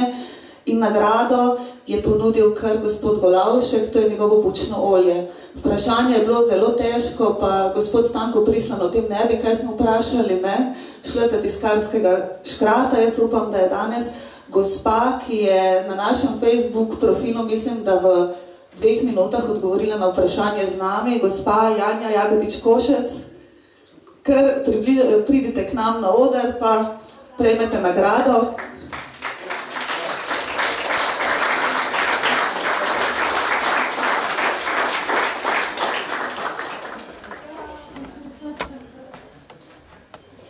Čestitam za hitro rešeno uganko. Mi smo mislili, da bomo malo deli trajali, ampak vseeno. Ni bilo tako zanimivo, ampak upam, da vam bo tole dobro. Gospa Janja, samo še trenutek. Mogoče, če mi poveste, gospa Janja, kaj ste vi po poklicu? Jaz sem drugač grafični tehnik, zdaj pa že 11 let živim na kmetiji. Torej ste po poklicu? Kmetica. Ste rojena na kmetiji ali vaša pot, ko smo se pogovarjali, je zelo zanimiva. Ponovadi si predstavljamo, kmečka punca se rodi na kmetiji, pa potem dela celo življenje. Kakšna pa je vaša pot na kratko? Ja, jaz sem tipična Celjanka, mestno dekle, pa sem pa spoznala Tomaža in da sem na govedorejski kmetiji in ne bi zamenjala več za mestno življenje. Čestitke, bravo Jana.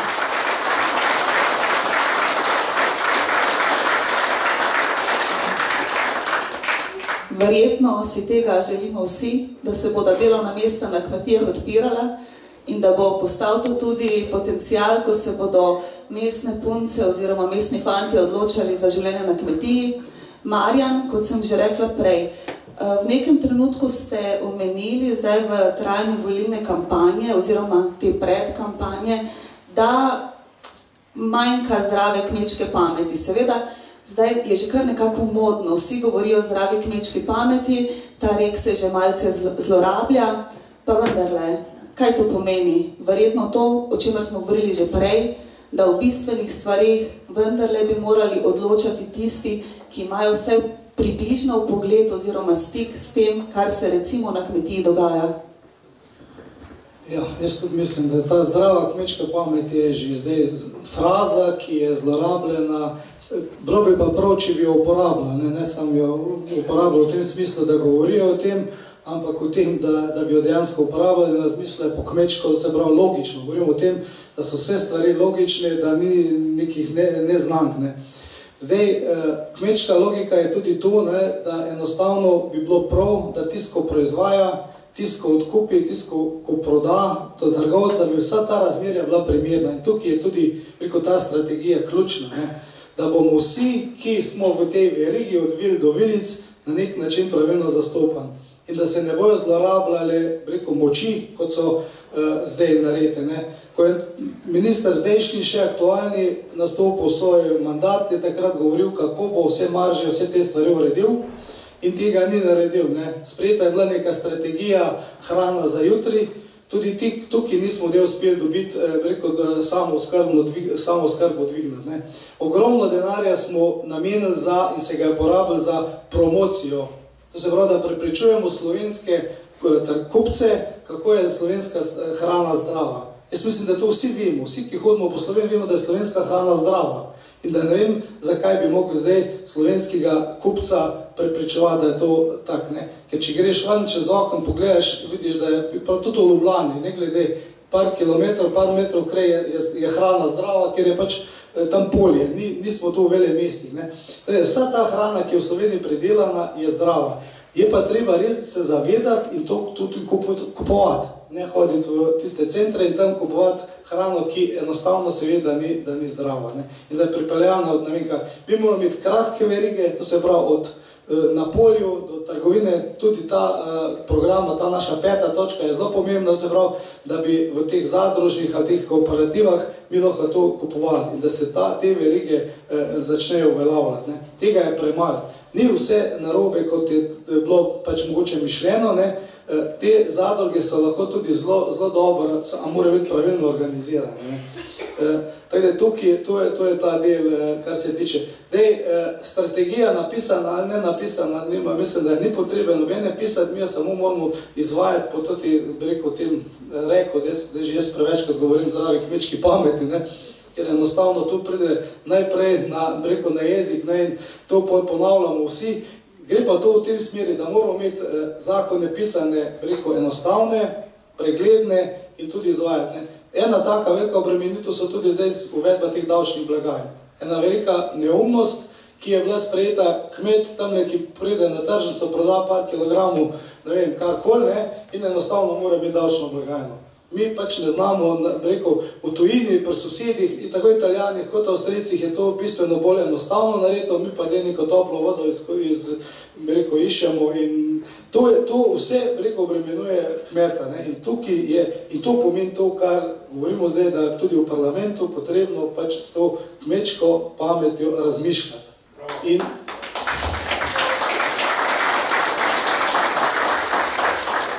Tako da, jaz sem zadnjič rekel, če bo te meni dal glasove, če me si izvoljen, ena kmečka pamet bo že v parlamentu. In upam pa, da jih bo še več, da bo več stanovskih kolegov, čeprav to, kar zdaj gledam, ko se te liste pojavljajo, jih je zelo malo. Jaz ne vem, zakaj se ne odločajo to, ampak prav bi pa bilo, ne, da nas je pač več tam noter. Zdaj tudi še en del, ki je, moram reči, zelo slab vplival v kmetijstvu, je določena sredstva, ki se namenijo kmeti, se potem preko drugih nekih kanalov iz teh kmečkega dela prelijejo drugam. Ne. En tak primer je državna zavarovalnica, ki država sofinancira preko kmetov premije, po drugi strani pa povečuje odbitno franšizo in tako naprej. Zdaj pravi, z enega varže to drug. Isto je pa v marsikateri drugi stvari in te stvari je pač treba bolj enostavno narediti, da dejansko ta denar, ki se namen za ta kmetijstvo, tudi v tem kmetijstvu ostane. In potem bo tudi mladi ostajali na kmetiji, ker bojo videli, da ima to smisel in bo tudi mi moramo skrbeti za to, da bomo imeli kmete, ker brez kmetov ne bo hrane in tega se moramo zavedati. In to mora biti tista, ampak tukaj ne govorimo zdaj, da je to tako treba razmišljati, ampak tako je treba delati. Hvala.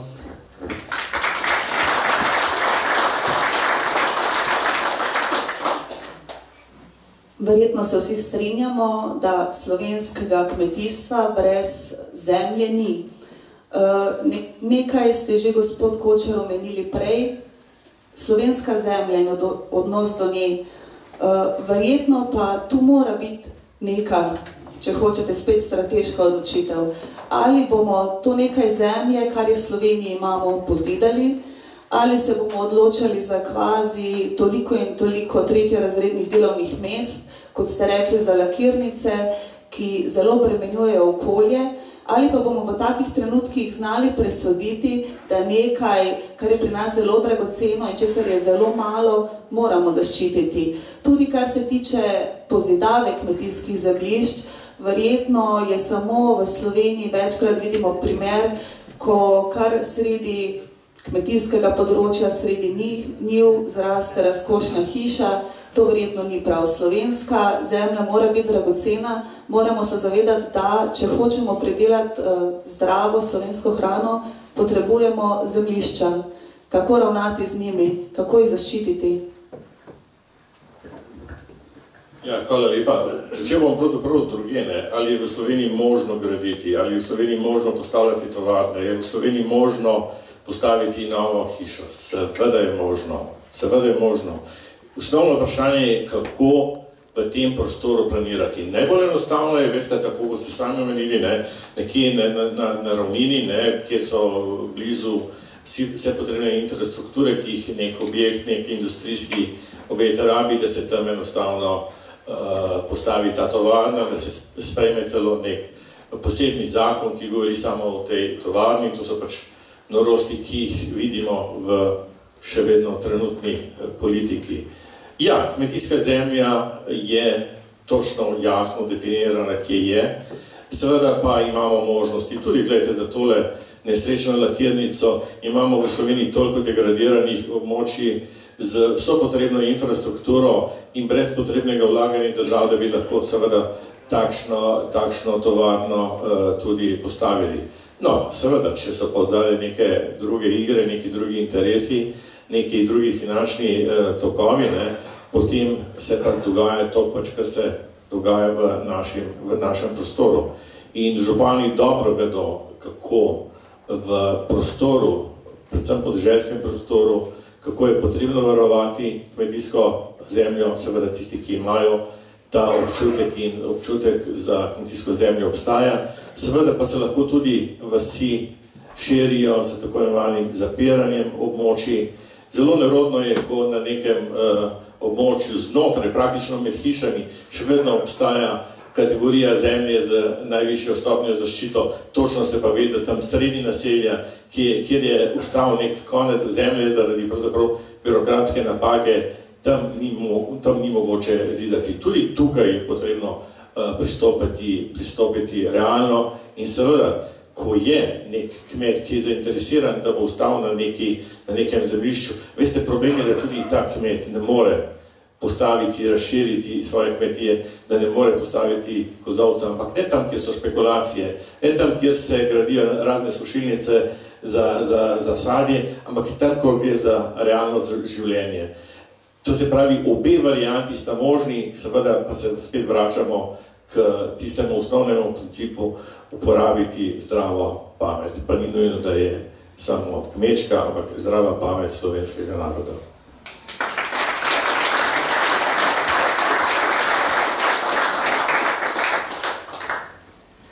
Sedaj pa preden damo nekaj besede tudi vam, gotovo imate za naše goste kakšno vprašanje, bi vendarle nekako ta krog zaključili, pa bi dala možnost res vsem današnjim govorcem, da povzamejo to, o čemer smo danes govorili. Rekla pa bi, da se verjetno, če se strinjate z mano, kar se tiče kmetijstva, stvari vsaj v sociološkem smislu že spreminjajo. Medtem, ko je kmet včasih veljal, bili so kar predsodki, da je neizobražen, nihče ni hotel biti kmet, pa so v določenem obdobju se na ministrstvu kar vrstile vrste, namreč ljudje iz blokov in mestnih vil so želeli status kmeta, zakaj le, ne? Se pravi, danes bi vsak bil kmet, seveda karikiram, zaradi nekaterih privilegijev, premalo pa je tistih, tudi mladih, ki bi na kmetijah dejansko želeli ostati, ki bi v tem videli potencial. Pa mogoče kar po vrsti, morda zakaj, kar sem pozabila vprašati, kaj, kar se vam zdi pomembno, kmetijstvo, naša prihodnost, naše podeželje in pa seveda slovenske družine na kmetijah. Ja, jaz mislim, da kot prvo je treba zagotoviti, da bomo sobivali tako kmetje kot ne kmetje. Ne. To je, mislim, moramo to zagotoviti, da tudi je pravica do kmetovanja, tudi ta je zapisana v zakonu o kmetijstvu, to je zelo pomembno, ne, da se ne gledamo grdo. Ne. Če nekdo naredi stvar, ki jo more kot kmet narediti, to se pravi, če more pač pognojiti, če more narediti varstvo rastlin, je treba narediti to enostavno te stvari morati in to preko sobivanje preko kmeta z ostalim prebivalstvom je nujno, predvsem iz tega velika, ker potem ta kmet skrbi za to, da se pridela zdrava hrana. Seveda je pa to vse v mejah kontrole in vsega tega je zdaj dosti manj, če govorimo kar o varstvu rastlin in tega. Tukaj je to sobivanje, drugo je to razmerje od vil do vilic, to je tudi zelo ključnega pomena. In če bomo vse to zraven še pa sprejemali predpise, ki bojo dejansko naravnani v to smer, da bo teh predpisov manj in da bojo manj regulirani, da ne bo treba si vzeti po dan, pa celo 2, da boš imel inšpektore na kmetiji, da ti bo vse to pregledal, a si nas naredil piko vejco in tako naprej. Tretja stvar je tudi Agencija za kmetijske trge, ki na nek način ne izvaja vsega tega, tudi pikolovska preveč, ne. Tudi tukaj je kar nekaj tih stvari, ki jih je nujno treba narediti in to v tem naslednjem mandatu je nujno narediti. Potem bomo pa tudi lahko lažje proizvajali kmetje to hrano in tudi lažje dali na trg. Tukaj v tem kontekstu mislim, da moramo to našo strategijo, pa ni treba pisati, ampak treba je samo peljati v to smer, da bomo pač za naše državljane pridelali in proizvedli zdravo hrano.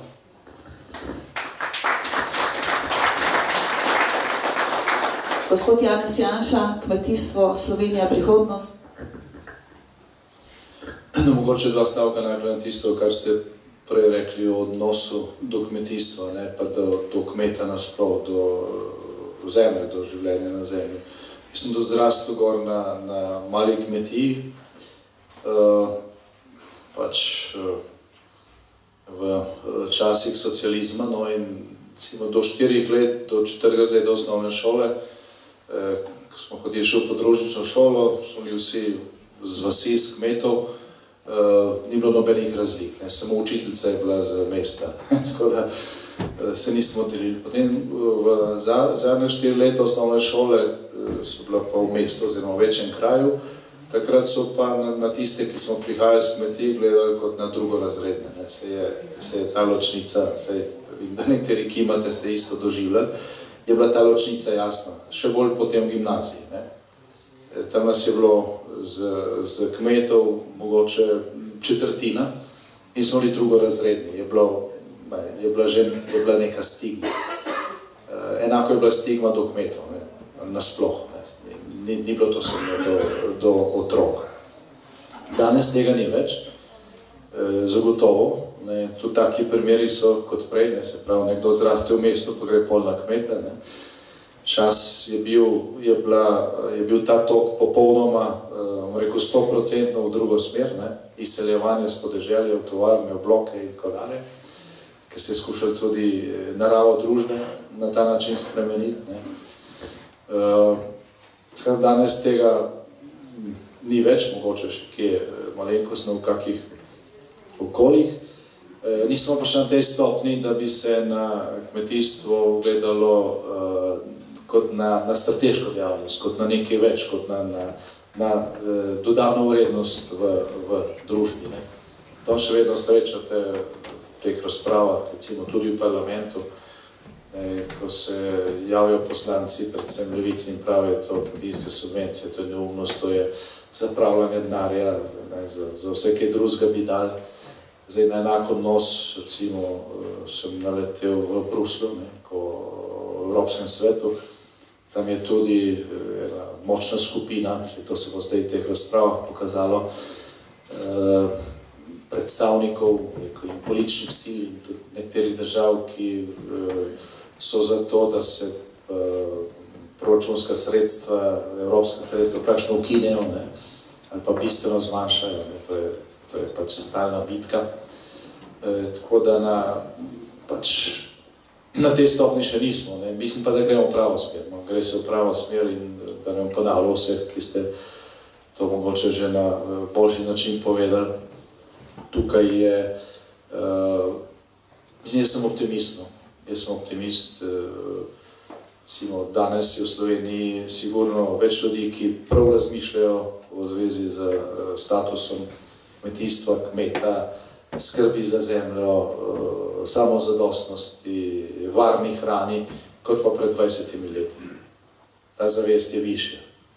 Je višja in edina stvar, ki jo rabimo za to, da bodo pospeški hitrejši, v to pravo smer so prave politične odločitve.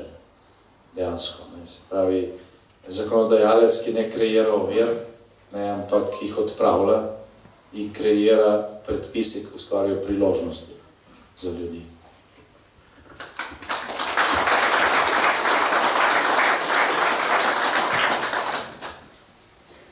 Preden dam besedo vam, gospod Kočar, moram povedati, moja generacija se je tudi soočila s temi problemi, pritisk kmetije, še bolj kot na gimnaziji, pa recimo na presvetli filozofski fakulteti v Ljubljani, kjer mi je profesor na uvodu v primerjalno književnost dejal pa, kaj boste vi na kmetiji s to primerjalno književnostjo.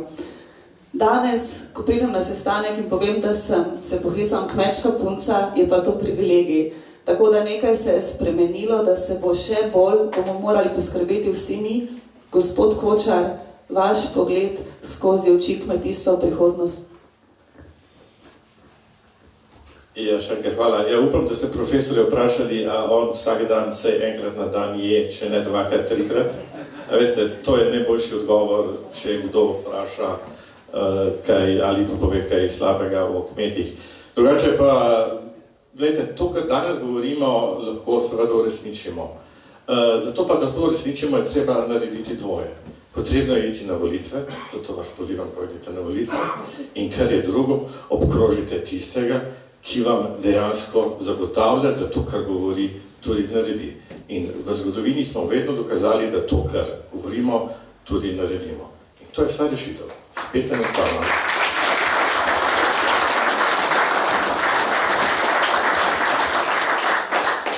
Gospod Prislan, tako v okviru foruma, kot tudi v okviru vašega kmetovanja, tudi vi ste kmetovalec, vaša mlajša hči nekako naj bi bila določena oziroma je nedoločena, ker zainteresirana za delo na kmetiji, kako vidite prihodnost nasploh in seveda tudi vaše hčere. Hvala. Ja, jaz mislim, da na kmetiji mladi nimajo prihodnosti. V tej poziciji ne. Treba bo spremeniti zakone. Čisto enostavno, če me vprašate, prekopiramo avstrijske zakone, pejte na volitve, volite pametne ljudi, ker tekle se ne da. Jaz vam povem, jaz sem doma delal elektrarno, 10 let smo se zafrkavali za mlajšo hčerko. Na koncu, zaradi tega, ko so ščitili habitate, je cel projekt padel. Kako bo tak mladi človek prevzel kmetijo? Prosim vas lepo, nemogoče. Da ne govorim o vseh drugih zakonih, ki jih imamo. On tako pove, za mlade je težko, zato pa mladih nimamo na kmetiji. In če ne bomo spremenili, če ne bomo šli na volitve in če ne bomo volili pravo stranko, jaz mislim, da naša SDS, hvala Bogu, jaz verjamem v to, se v Sloveniji ne bo čisto spremenilo. Hvala lepa.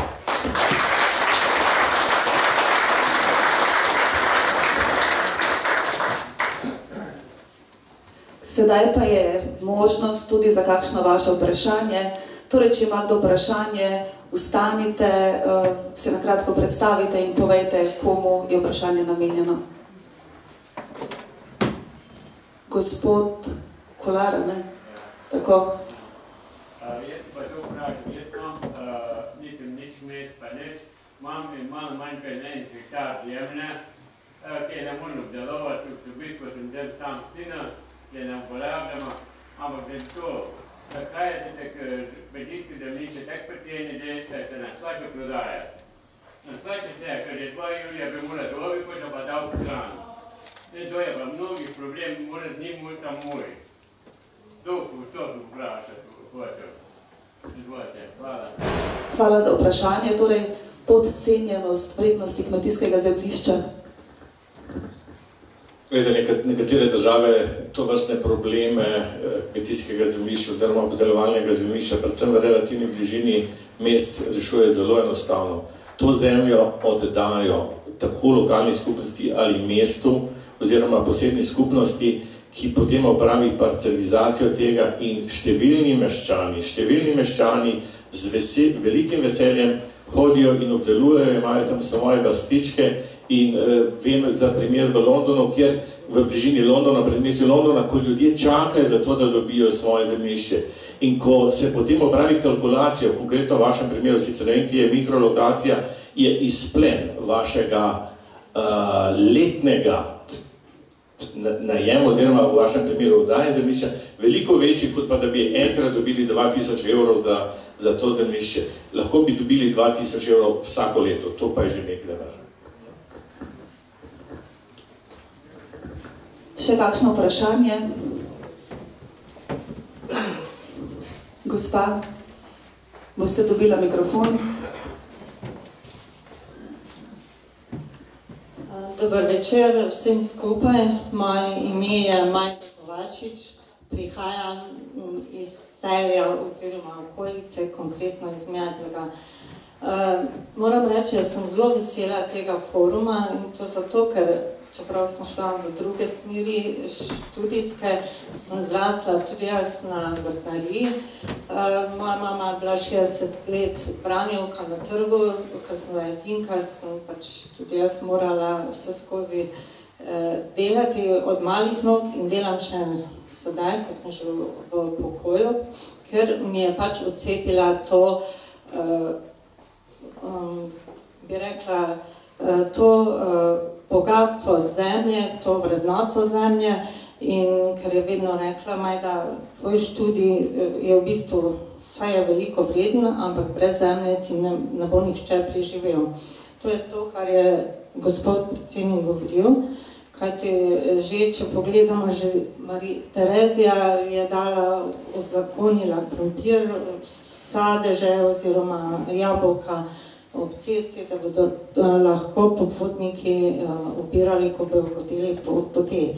No, sedaj pa naj bom konkretna, zato ker in tudi z vprašanjem, ker pač se ukvarjam s tem in ker vsako leto kupim semena, imam okoli 1 hektar zemljišča, pridelujemo krompir in bi zdaj mogoče, ko govorimo samo o teh kmetijah, bi se mogoče še vam postavila vprašanje tudi glede teh manjših pridelovalcev, tako imenovanih branjevcev, ki prodajajo na trgu. In če pogledate celjsko tržnico, je polna samo morda ob sobotah, sicer ni nikogar, ker pač Iz vlastnih izkušenj vem, da so ta semena, ki jih kupuješ, izredno draga in lahko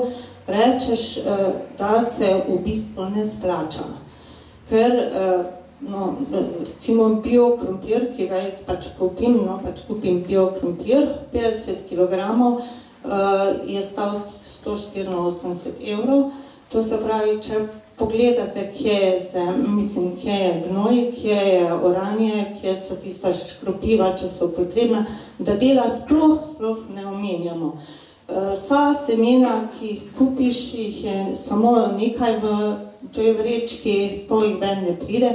Enostavno, če narediš črto in če ne rasteš z zemljo, pa nimaš odnosa do tega, se dejansko ne splača. No, zdaj pa čisto konkretno vprašanje, kaj bi se dalo na tem področju narediti, ker da bi tudi te, ne samo kmetije, ampak tudi ljudje, ki imajo okoli zemljo, da bi se jim enostavno to obrestovalo in splačalo in da bi začeli to gojiti, kajti tako kot je predsednik povedal, brez zemlje vprašanje našega preživetja.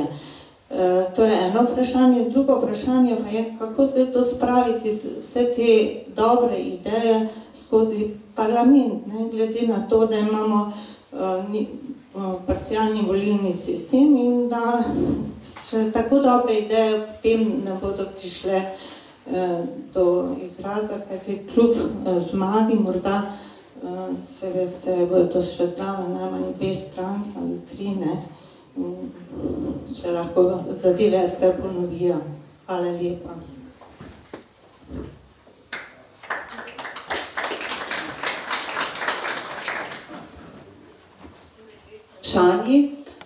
Prvo vprašanje, nekako sistem, vrednote, celotna filozofija, odnos do zemlje, da se bo izplačalo. In drugo vprašanje, ker tudi verjetno bo zelo konkretno odgovor, kako spraviti to problematiko do teh vzvodov oblasti. Najprej mogoče to, kar sem jaz že prej tudi nakazal, se pravi, to razmerje med proizvajalcem in med trgovcem je treba vzpostaviti. Tukaj smo, ta veriga je rekel preveč na strani trgovca. Sicer v tem pri vašem primeru, če vi prodajate na tržnici, vmes ni enega člena, ampak vsem, potem, če bi vi za tisto tako ceno postavili, kakor je pač dejanski strošek, se enostavno ne da prodati. In tukaj se potem tudi cene primerjajo med trgovci in potem prej do tega. Zdaj tukaj rešitev je v tem, da pač vse te ostale razbremenitve, kot so, to se davčne blagajne, je ena taka, ki enostavno je že vaš proizvod takoj podražila. Morate pa jo imeti. In cel kup teh stvari je možno ukiniti in potem bo tudi, rekel, za vas možno lažji ta strošek, ki ga imate pri nakupu semen in tak naprej, pač podati potem ta proizvod po taki ceni, da vam bo pač pokril stroške. To se pravi pa še to, sam stroške je premal, ker pol enostavno, če nimaš veselja do zemlje, verjetno vas bo malo menil. Ker je treba pač imeti zaslužek, potem pa je to smisel te proizvodnje. Jaz mislim, da to smer bo pač treba, se pravi, tudi tem malim je treba omogočiti, da pač, mislim, da je še tudi spodbude bi mogli iti v to smer, da spodbujamo tudi male proizvajalce. Mi zdaj v večini primerov je pač, da so upravičeni do določenih spodbud tisti, ki imajo pač hektar in pol in tak naprej. Tukaj je treba pač potem tudi to usmeriti v to, da bomo spodbudili male proizvajalce in s tem bo tudi več obdelanih zemljišč.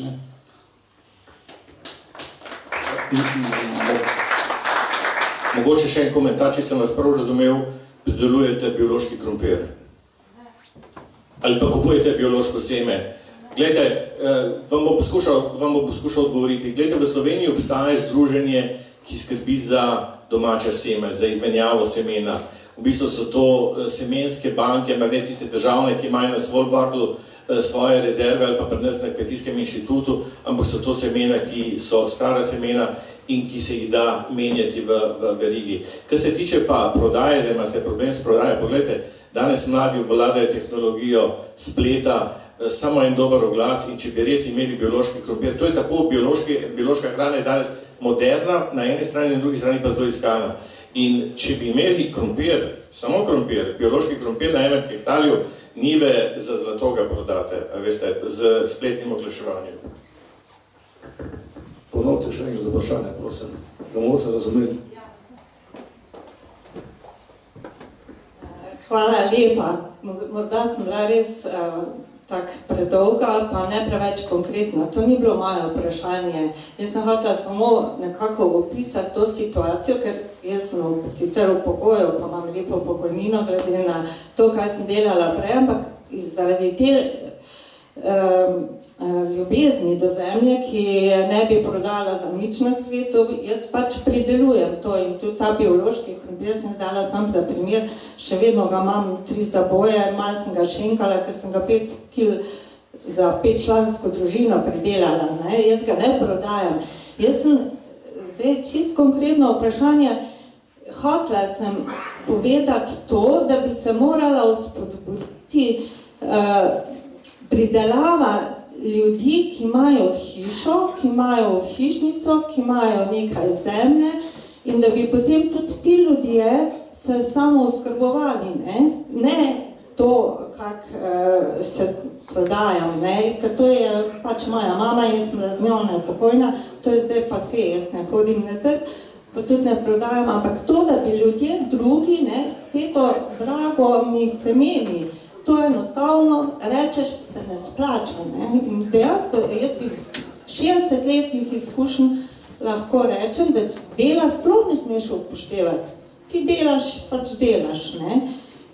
In vse to je tako drago, zato sprašujem, kako bi se dalo, da bi ljudje pač rekli, se splača. Ti, ki imajo te manjše v hišnici. Upam, da sem te malo razložila. Ja, mogoče samo še komentar, gledajte, tako imenovani vrtičkarji, ampak ne z negativnim prizvokom, z pozitivnim prizvokom, ker tudi sam se ukvarjam z tako imenovanim vrtičkarstvom in pridelam ogromno. Jaz pravzaprav zelenjave za sebe pridelam na teh parih kvadratnih metrov izredno veliko. Veste, pri tem obsegu proizvodnje, če temu sploh lahko rečemo, ta kalkulacija, kot jo je gospod Marjan razlagal, seveda ne velja. Tam gre za gospodarsko panogo. Tukaj gre pa dejansko za lastni odnos in za to, da dejansko vemo, kaj pojemo. Isto se dogaja za temi vrtički, kot sem prej govoril, ko sem odgovarjal gospodu, in če so, in koliko res poznam praktično pri vsaki hiši, ker imajo nekaj smisla in imajo neke zemlje, raste se iz solata ali pa še ne drugega začimnice. Moderno je sedaj mestno vrtnarjenje po raznih balkonih. Ta trend se dejansko širi. Je pa res, da tiste ekonomike, kot bi jo neka gospodarska panoga imela, jo tukaj ni, ampak gre enostavno za zavest, da veš, kaj si posajal v zemljo in potem veš, kaj dobiš iz zemlje in potem tudi veš, kaj ješ.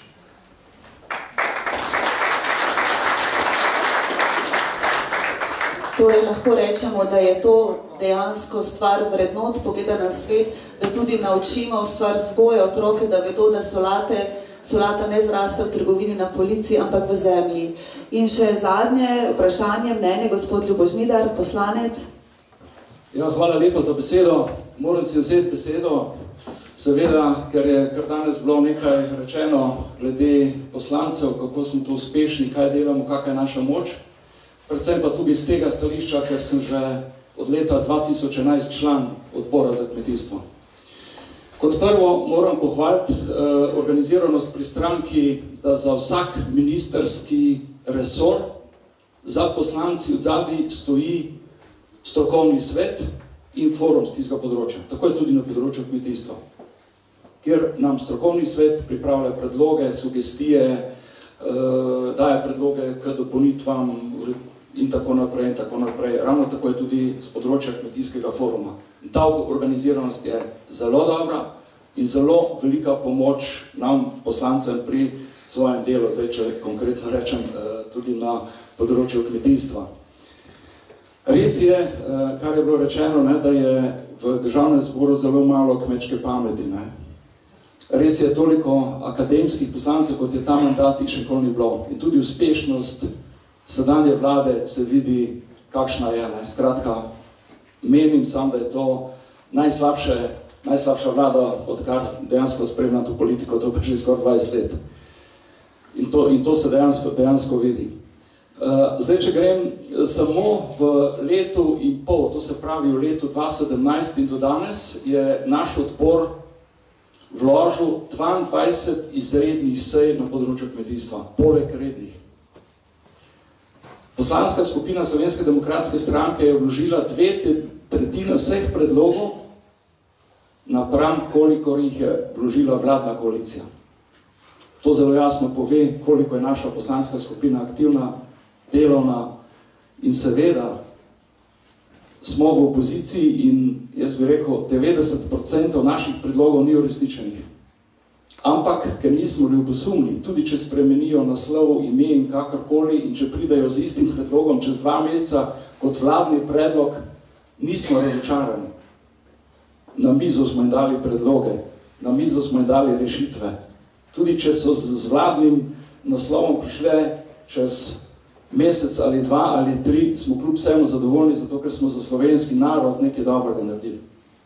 Da pa bi imeli v polni meri platno in škarje v rokah, je pa samo en recept. Na volitvah je treba zmagati.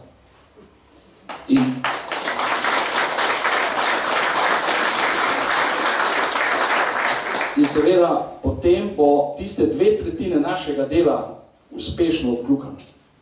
In takrat bo Slovenija dobila absolutno večji zagon, tako tudi na kmetijstvu, kot seveda tudi na ostalih področjih. Rešitev naših ne bi zdaj utrujal, pa našteval vse te predloge, ki smo jih vlagali noter in tako naprej si prizadevali. In tudi, recimo, vidimo, kakš je staž najdaljšega ministra, gospoda Židana, kam je to stvar pripeljal. Dejansko, če tudi že kar prvo prioriteto našega programa pogledamo ohranjanje slovenske natalitete, kako bomo ohranili nataliteto na podeželju, če mali kmet po razpisih na področju kmetijstva ima skoraj nikakršne možnosti, da pride zraven. Ali ima premajhno kmetijo, ali premalo eno od GVŽ-ja, skratka, nikjer ne pride zraven in mali kmet nima možnosti oziroma minimalne možnosti za subvencije po razpisih in tako naprej. In to je pa bistveno. Pa ne bi zdaj še otrujal naprej, ker dejansko, če tudi kohezijski del pogledamo, razlika med vzhodno regijo in zahodno regijo je 30%. Prevelike razlike so tudi tu in to je treba decentralizirati. Bom kratek, bom zaključil. Jaz bom vesel, če bo prišla še ena kmečka pamet v naš odbor za kmetijstvo. Jaz verjamem in to kolega ti tudi želim in seveda potem bo ta uspeh odbora za kmetijstvo, bi rekel, še bolj uspešen v vseh naših prizadevanjih. Hvala lepa gospodu poslancu Žnidarju in prav tako kandidatu na letošnjih volitvah za ta pogled iz delovanja parlamentarnega odbora za kmetijstvo. Zdaj pa res zadnje vprašanje, gospod tamle v zadnji vrsti.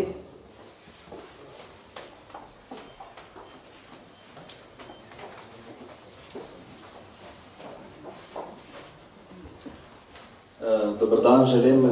Jaz sem hmeljar iz Prebolda in bi se zahvalil gospodu Kačarju. Že dolgo nisem slišal tako kratkega, jedrnatega govora, da je povedal vse v parih besedih, nekateri to dolgovlačijo, na koncu ne povejo nič in praktično kmečki narod ne zastopi, samo cajt za trati v poslušanju, ne ve pa na koncu, kaj je nek človek nekemu povedal. Moje vprašanje je pa sledeče. Včeraj je bila velika katastrofa v Prekmurju. In me zanima, glede na to, gospod Kačar, da vas je gospod Janša omenil kot ministra v senci, kakšna je strategija odbora za kmetijstvo, odnosno v primeru zmage vaše stranke na volitvah, glede zaščite, odnosno boju proti klimatskim spremembam, v smislu zaščite proti toče, namakalnih sistemov, zadrževalniki vode in tako naprej. Hvala. Ja, hvala lepa za vprašanje. Veste, proti klimatskim spremembam se ne da boriti, ampak jih je treba enostavno sprejeti in seveda se tem prilagoditi. Dva vzvoda sta za to, da ukrepamo na tem segmentu. Eno so dejansko mehanske zaščite, ki jih je moč izvesti v sadovnjakih, če imate v mislih sadovnjake. Drugo je pa problem zavarovanja. Mislim, da je gospod Golavšek že omenil, koga subvencioniramo pri tem, ko plačujemo premije kmetom, le-te pa končajo v zavarovalnicah, seveda za visoko stopnjo profita, ki jo neka zavarovalnica ima. Zato, da lahko te škode povrnemo, je potrebno ustanoviti vzajemni sklad, ki ne deluje profitabilno, ampak subvencije iz tega naslova grejo v ta sklad in ta sklad potem pokriva neposredno škodo kmetom. Tako se izognemo enemu posredniku, ki masno služi in seveda ta denar, ki ga tisti, ki je prizadet, izredno potrebuje, pride direktno do njega. In kar je pomembno, tudi pri subvencijah, denar, sej akontacija, more do tistega, ki je v nesreči, priti takoj. Ne, da govorimo o škodah, vračilu škod za 2 leti nazaj. Kmet, ki je bil oškodovan zaradi naravne nesreče, rabi že naslednji dan denar, zato da lahko začne ukrepati. Če tega ni, potem enostavno ta ukrep izvodeni. To se pravi zavarovanje in pa seveda zelo močno subvencioniranje mehanskih zaščit, to se pravi mrež. Naše vode, če lahko samo še to komentiram, Slovenija je še vedno bogata z vodami in zakaj ne bi to vodo uporabili, govorim o rekah in seveda tudi podtalnici, tako da mi imamo vso možnost, da to vrstne katastrofe, da se jim prilagodimo in da jih seveda do določene mere tudi preprečimo.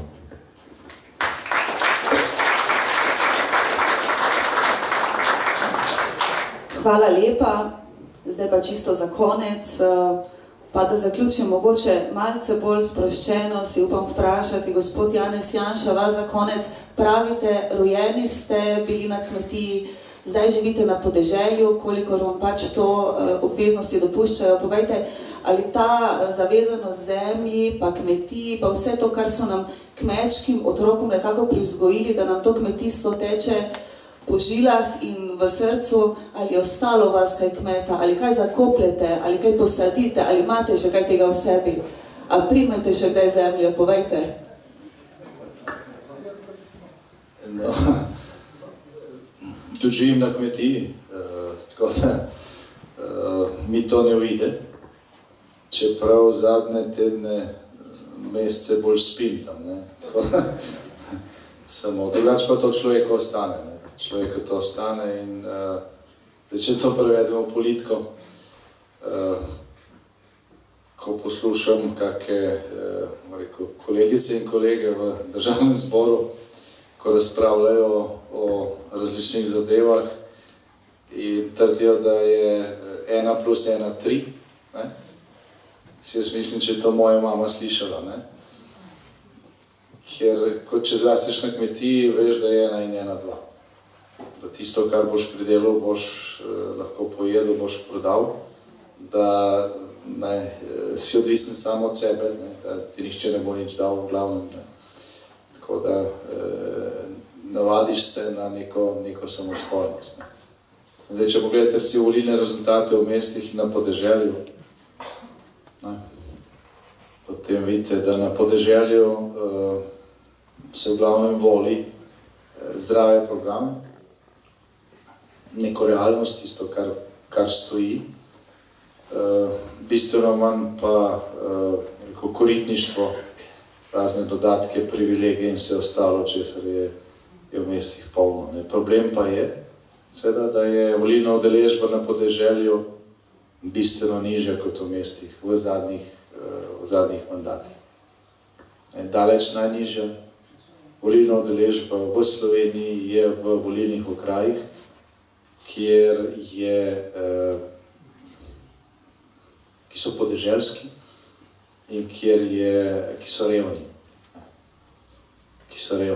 Zdaj, lahko vprašamo, ali je to, mislim, se lahko vprašamo, kaj je vzrok in kaj je posledica, ne? Kaj je kura in kaj je jajce.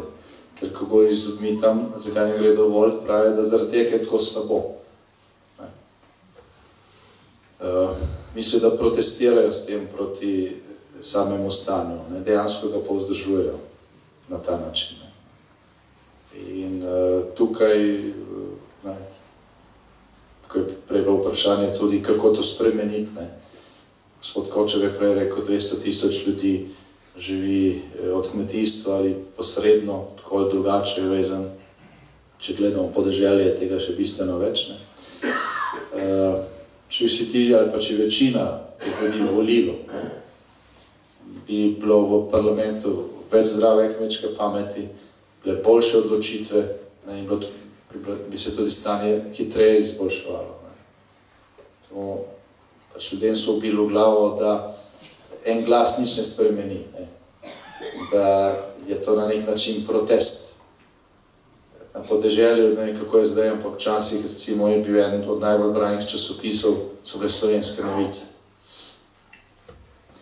Slovenske novice so pod prejšnjim urednikom, ki je bil tam 20 let, praviloma vedno pred volitvami na tisti strani, kjer je bila neka, rekel, atraktivna lepotica zgoraj, ne.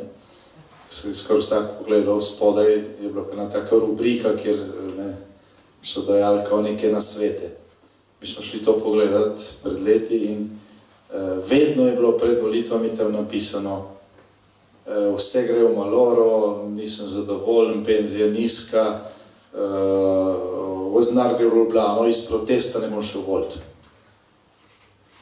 In zdaj so to na nek način očitno, ne vsi seveda, ne, ampak določen del je to kupoval po notranju, ni šel voliti in rezultat je bil pa ravno obraten od tega.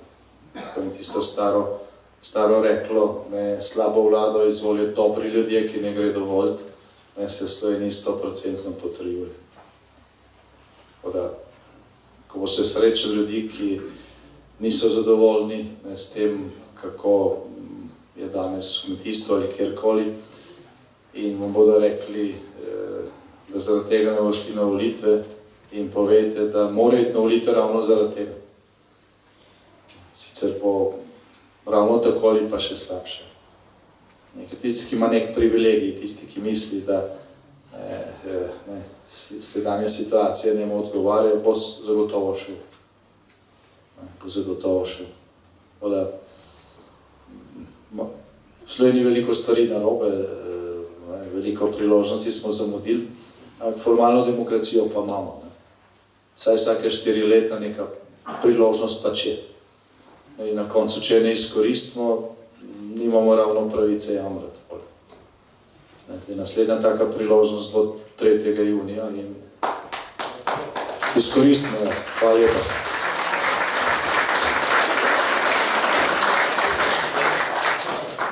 Tista res dobra stvar živeti na kmetih je tudi to, da se nikoli ne razidemo kar tako. Vedno sledi agape, kot tudi danes.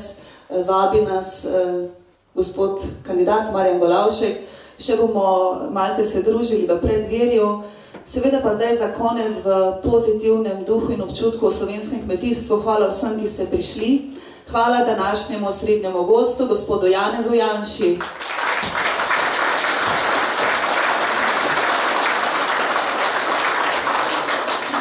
Vi ste osrednji gost, gospod Golavšek pa je organizator. Danes je za nami 6. pogovorni večer v nizu. Marjan, hvala lepa.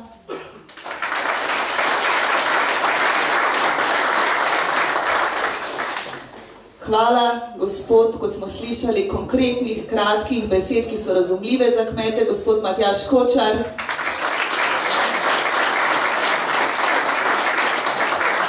In hvala danes sicer na slabem glasu, drugače pa dobro uglašen gospod Stanko Prislan.